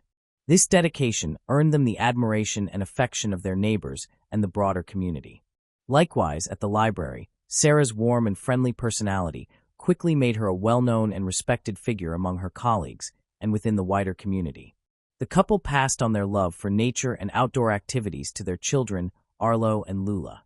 In 2021, they began taking their children on camping trips, and despite their busy schedules, the children enjoyed these outings so much that the parents made time for them whenever possible. By mid-2022, Sarah's workload had increased considerably. She took a day off in June to celebrate their 20th wedding anniversary and scheduled another day off in July for a family vacation. She had to complete a project for the library by July 26th, but was determined not to let it interfere with family plans. During the week of July 11th, Sarah informed her brother's wife that she would be taking the children camping at Makata Cave State Park in Jackson County, Iowa, a popular site renowned for its 13 impressive caves and stunning natural scenery. On Thursday, July 21st, the family packed their car and drove 140 miles to reach Makata Caves. The Schmidt family, Tyler and Sarah, both 42, along with their children Arlo, 9, and Lula, 7, arrived at the campsite before 5 p.m. Since the camping area was crowded, they set up near the park's entrance. A few hours later, around 7 p.m., another family parked their vehicle approximately 200 feet from the Schmidt's tent. This family consisted of Joe and Cecilia Sherwin and their 23-year-old son, Anthony, from Nebraska. The Sherwins proceeded to set up 2 separate tents, one for Joe and Cecilia and another for their son, Anthony. At that time, they were returning home after a week-and-a-half-long camping trip that had taken them to Michigan's Upper Peninsula. The journey had been enjoyable and had brought Joe, Cecilia, and Anthony closer together. Anthony was a devoted son, praised by his mother for his kind and sensitive nature. He was an excellent student and entrepreneur, working on a profitable business venture intended to financially support his parents. Although his mother, Cecilia, did not know the specifics, Anthony kept her informed, mentioning only that his project involved secure emails. At Makata Caves, the campers retired to their tents as night fell. However, their peaceful rest was shattered before dawn on July 22nd by the sudden sound of gunfire. Just before the commotion, a man dressed in black had entered the Schmidt's tent, attacking Tyler and then Sarah. Arlo, who had been asleep, was awakened by his sister Lula's screams. As he turned, he was confronted with a horrifying sight, blood inside the tent. Overcome with fear, he managed to escape and ran to seek help. As he fled, he heard one final gunshot. Meanwhile, Cecilia and Joe, camped nearby, rushed out of their tent amid the chaos. Joe frantically searched for his son among the campers, asking if anyone had seen him. Arlo, still in a panic, continued to run until he encountered the sheriffs. He screamed for help, explaining that his parents had been shot. Cecilia grabbed his hand and ran with him to the park entrance. Once there, terrified and unsure of what had occurred, she pulled out her phone and dialed 911. She was beside herself with worry, fearing that her son might be among the victims, as he had been sleeping near the tent where the gunfire originated. Cecilia called the Jackson County 911 operator to report hearing gunshots, but struggled to pronounce the name of the park, making it difficult to convey her location. She explained that she was with a boy who claimed his parents had been shot. The call between Cecilia and 911 lasted 23 minutes as she answered the operator's questions. The operator relayed the attack to police and park rangers, but the call was briefly disconnected. Cecilia persisted and called back, only to be placed on hold while the dispatcher contacted emergency responders. Despite the tense and frightening situation in the park, Cecilia remained calm, fueled by adrenaline. After providing details of their exact location, she handed the phone to Arlo, the boy. He told the dispatcher that he had been in a tent with his mom, sister, and dad, and when he woke up, he saw someone dressed in black holding a gun. When the 911 operator asked the child where his father was, he paused before responding that he thought his father was hurt. At 6:30 a.m., police officers and paramedics arrived at the campsite to discover a horrific scene. All occupants of the Schmitz tent were dead. The once peaceful campsite had turned into a crime scene. Law enforcement immediately launched a search for the shooter, who could have been anywhere. The tactical team quickly evacuated Makata Cave State Park and Camp Shalom, a nearby Christian summer camp located 1.5 miles from the attack site. As officials evacuated visitors, they assembled them outside the park. Once everyone was accounted for, it was clear that only one person, Anthony Sherwin, was missing, and he was armed. During an aerial search at 11 a.m., police discovered a body. Upon reaching the site, authorities confirmed that the deceased was Anthony. Although a full investigation was required, police identified him as the prime suspect in the homicides, believing he had carried out the attack on the Schmitz family before taking his own life. The authorities closed the park following the incident, a restriction that remained in effect until July 28. The Iowa Department of Natural Resources expressed their condolences, with a spokesperson stating devastation on behalf of the entire team, noting that the event had shaken Iowa's tradition of enjoying its natural landscapes. However, the legacy would continue for the millions of families who recreate in Iowa's parks. In a mark of respect for Sarah's co-workers, the local authorities closed the library for the remainder of the day. The tragedy also drew responses from political leaders, including the Iowa governor, who expressed horror at the attack and sorrow over the unimaginable loss. A U.S. House representative from Iowa tweeted that it was a senseless and horrific crime. Sarah's family was devastated by her death. Her sister, in particular, was heartbroken, feeling as if her life had been upended. She could not accept that Sarah was gone and that she would no longer be able to pick up the phone to speak with her or watch her niece grow up. Family members traveled from as far as North Dakota, Texas, and Michigan to attend the private funeral service, which was held at Greenwood Cemetery on August 2nd. Meanwhile, as the Schmitz family's loved ones coped with their grief and sought to console and care for Arlo, authorities continued investigating the brutal crime. According to findings from the Iowa Department of Public Safety, based on autopsy results, Tyler died from a gunshot wound and multiple sharp force injuries. Sarah's death was caused solely by sharp force injuries, while their young daughter was both shot and strangled. In early August 2022, authorities officially identified Anthony Sherwin as the individual responsible for the murder of the Schmidt family. Sherwin, 23, had no prior criminal record and acted alone before committing suicide, according to police. The investigation failed to uncover any motive behind the attack. The assistant director of the Division of Criminal Investigation clarified that there was no established connection between Anthony and the Schmidt family prior to the incident, despite their proximity as neighboring campers. The Nebraska Police Department assisted in the investigation by searching the Sherwin family apartment, but found no suicide note or any indication explaining why Anthony targeted the Schmidt family and himself. His Facebook page yielded no clues, as it was completely blank. Regarding the weapon used in the attack, the assistant director of the Iowa Division of Criminal Investigation reported that a single hand-assembled firearm was recovered near Anthony's body. This type of weapon, commonly known as a ghost gun, is constructed by individuals using parts purchased online without restrictions, lacking serial numbers, and making them difficult to regulate and trace. Anthony's parents confirmed that their son had built the weapon himself using online instructions. However, they clarified that he had done this as a challenge, not because he desired to own a gun.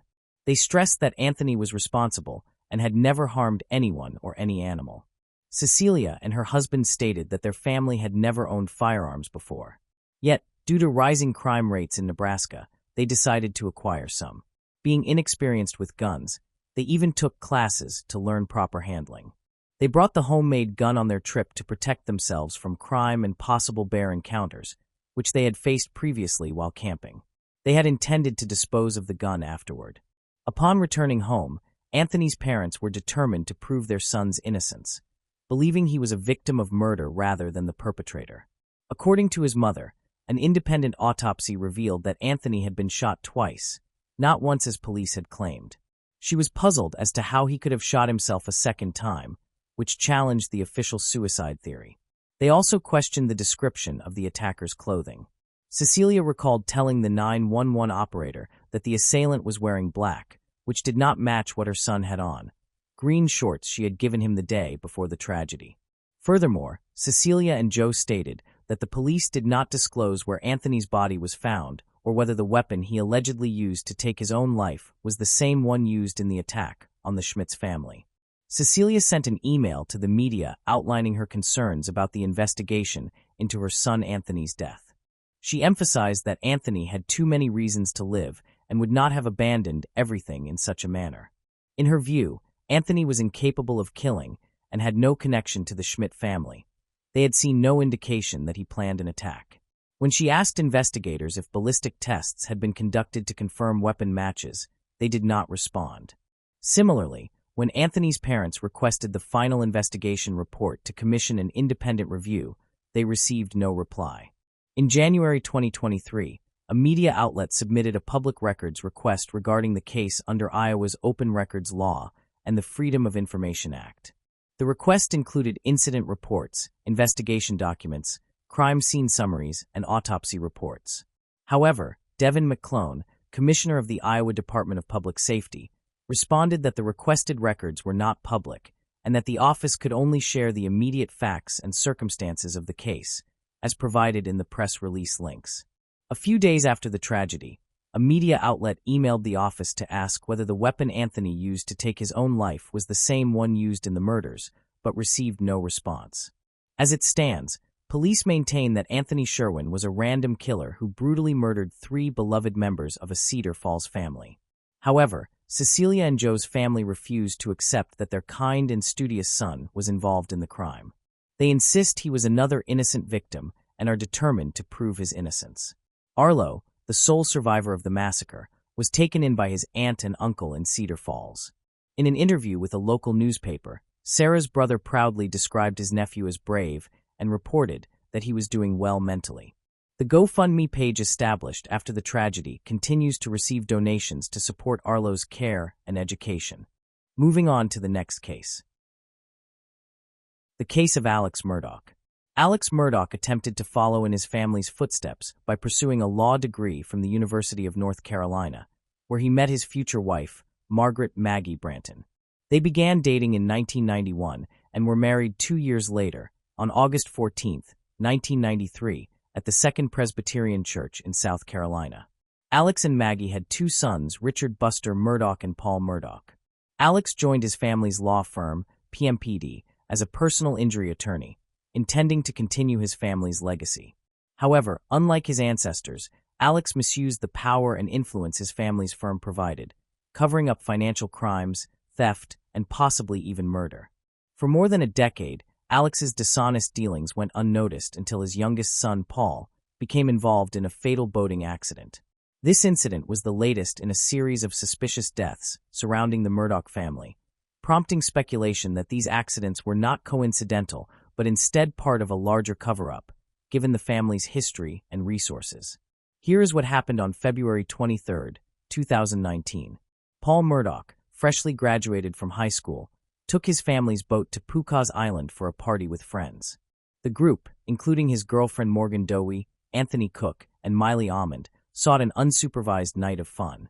They planned a house party and an oyster roast on the island. To complete the night, Paul used his older brother's ID to purchase beer and hard liquor. They left the Myrtle River house around 7 p.m. and continued partying until midnight. Feeling restless, Paul suggested taking the boat to downtown Beaufort, where he and his friend Connor had 2 rounds of shots around 1 a.m. As they returned to the boat, a surveillance camera captured a tender moment between Anthony and Mallory. Paul, heavily intoxicated, began behaving erratically during the boat ride with friends.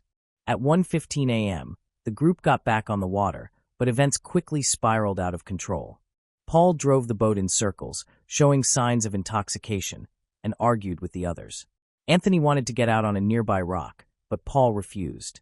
GPS footage later revealed that the boat's speed increased at some point. Although Paul denied deliberately speeding up, he was in control of the wheel. The boat crashed into Oro Creek Bridge at 2:20 a.m., throwing Mallory into the water. The others suffered severe injuries. Connor broke his jaw, and Morgan sustained a badly injured hand. Connor called 911, and help arrived shortly thereafter. When the deputy sheriff arrived, he observed blood in the main compartment and a large split in the hull from the impact. All the teenagers involved were extremely intoxicated, and everyone except Anthony required hospital treatment. Paul refused medical treatment despite being extremely agitated and having a blood alcohol level of 0.243, far above the legal limit. The search for Mallory's body lasted 8 days, and she was ultimately found to have died from a combination of blunt force trauma to the head and drowning. Although multiple eyewitnesses confirmed that Paul had been out of control while driving the boat, he was not immediately arrested or charged, fueling rumors that Alex Murdaugh had used his influence to protect his son. In March 2019, the Murdaugh family faced a wrongful death lawsuit. Mallory's family alleged that Paul's mother, Maggie, knew her son was intoxicated during the boating trip, and that Buster had helped the group obtain fake IDs to purchase alcohol. Paul was eventually charged with 3 felonies on April 18, 2019, but he never went to court, as he died before the trial could take place. The Murdaugh family has been linked to several other mysterious deaths. One such case involved Stephen Smith, a gay teenager found dead on July 8, 2015. His official cause of death was blunt force trauma to the head, and it was initially ruled a hit-and-run with no suspect identified. Stephen's mother, however, suspected a hate crime, and rumors circulated that Stephen had been involved with Buster Murdaugh, potentially implicating him in Stephen's death. Another case involved Gloria Satterfield, the family's longtime housekeeper, who died on February 26, 2018, from complications related to a severe head injury. Alex Murdaugh claimed that Gloria had tripped over his dogs, but no autopsy confirmed this account. The case was reopened on March 22, 2023, and investigators concluded that Gloria's death had been a murder, though no suspects were publicly named. Gloria's death also sparked a civil dispute. The family had secured a $4.3 million insurance settlement, but the money never reached Satterfield's sons. Allegedly, Alex conspired with his friend and godfather, Corey Fleming, to have one of Murdaugh's sons intercept the payout, diverting it to Murdaugh's bank account without notifying the Satterfield family. The sons filed a new civil lawsuit against Murdaugh in September 2021. On the same day, state investigators launched a criminal investigation into Gloria's death, citing inconsistencies in the coroner's report, and the family consented to exhumation for further examination. Concurrently, Murdaugh faced multiple financial and embezzlement charges, including alleged involvement in a money laundering and painkiller ring with his distant cousin Curtis Smith from 2013 to 2021. On September 4, 2021, Murdaugh orchestrated a scheme in which Smith shot him in an attempt to collect a $10 million life insurance policy. The bullet caused only superficial injuries, allowing Murdaugh to call 911. Days later, Murdaugh confessed to the plot and was charged with insurance fraud, conspiracy to commit insurance fraud, and filing a false police report. He surrendered to authorities, was taken into custody, resigned from his family's law firm, and entered rehab. However, it was soon revealed that Murdaugh had misappropriated $792,000 from his law firm. His law license was suspended indefinitely in September 2021. Investigators continued to uncover numerous financial crimes, tax evasions, and embezzlements committed by Murdaugh. After leaving rehab, Murdaugh was arrested again and charged with 2 felony counts of obtaining property by false pretenses. He was denied bond and later indicted on 27 counts of financial misconduct, accused of stealing money from clients, lawyers, and the Satterfield family. Alex Murdaugh faced additional charges on December 9, 2021, with 21 new counts added to the existing 27, bringing the total to 48. The charges included forgery, money laundering, computer crimes, breach of trust, and obtaining signature or property by false pretenses. It was estimated that Murdaugh had stolen over $6.2 million from his victims. The state's investigation into his business dealings took months, with new charges emerging almost daily. By June 2022, the charges against him had risen to 81. By the time he was formally disbarred on July 13, 2022, he faced 84 criminal charges and 11 lawsuits. One of the victims' mothers filed a legal claim against the estates of Margaret and Paul Murdaugh, raising questions about the character of the once prominent attorney. Could he be hiding something even more sinister, such as the murder of his wife and son? What could have been his motive? The South Carolina Law Enforcement Division, SLRD, revisited the double murder case, considering new information gathered during the investigation into Murdaugh's financial crimes. They discovered that Alex and Maggie Murdaugh's marriage was troubled, and Maggie was living apart from her husband at their beach home on Edisto Island. Maggie's sister, Marion Proctor, told law enforcement that Maggie had not planned to see Alex on the night of the murders. Alex had asked Maggie to meet him at the family's hunting lodge, where she and her younger son were later found shot dead near the dog kennels. Alex claimed to have taken a long nap before leaving to visit his ailing mother, who suffered from dementia. He stated that he was away for 45 minutes to an hour and a half and found his wife and son dead upon his return. However, law enforcement suspected that Alex's timeline was questionable and lacked a clear motive for the murders. The investigation revealed that weeks before the murder, the state grand jury had subpoenaed Alex Murdaugh's finances, which threatened to expose his financial wrongdoings. Additionally, his law firm had discovered his misappropriation of company funds, and he was confronted about it on June 7, 2021, the day of the murder. State authorities believed that the financial pressure had pushed Alex to hatch a plan to divert attention from his crimes and garner sympathy in the public eye. 13 months after the fatal shooting, Alex Murdaugh was charged with the murders of his wife and son. The prosecutor alleged that Murdaugh had shot and killed his wife and son at close range with a shotgun and an AR-style rifle. The murder weapons were never found. Murdaugh's defense team argued that 2 shooters were involved due to the different weapons used. Expert witness testimony suggested that the shooter was likely between 5 feet 2 inches and 5 feet 4 inches tall, which ruled out Alex Murdaugh as a suspect due to his 6 foot 4 inch height. However, under cross-examination, the expert admitted that there were other possible explanations for the bullet trajectory beyond the shooter's height. The investigation revealed that Maggie was shot with 300 blackout ammunition from an AR-style rifle, and a box of this ammo was found at the Murdaugh family estate. Prosecutors argued that Alex killed his wife and son to gain sympathy and avoid accountability for his financial crimes.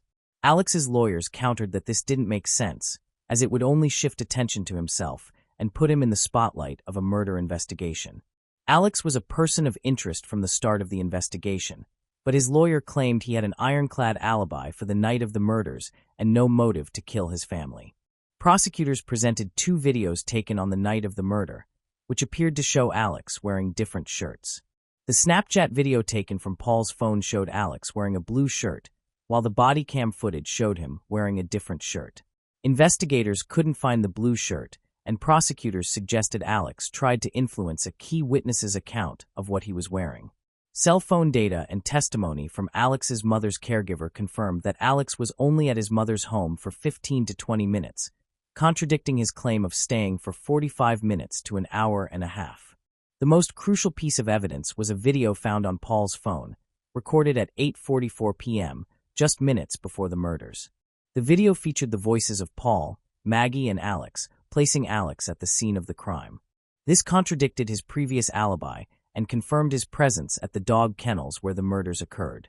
Alex testified that he didn't shoot his wife or son, but admitted to lying about his alibi. Alex Murdaugh changed his story, claiming that his opioid addiction and resulting paranoia led him to lie to law enforcement. However, Prosecutors argued that Murdaugh fabricated this excuse after murdering his wife and son.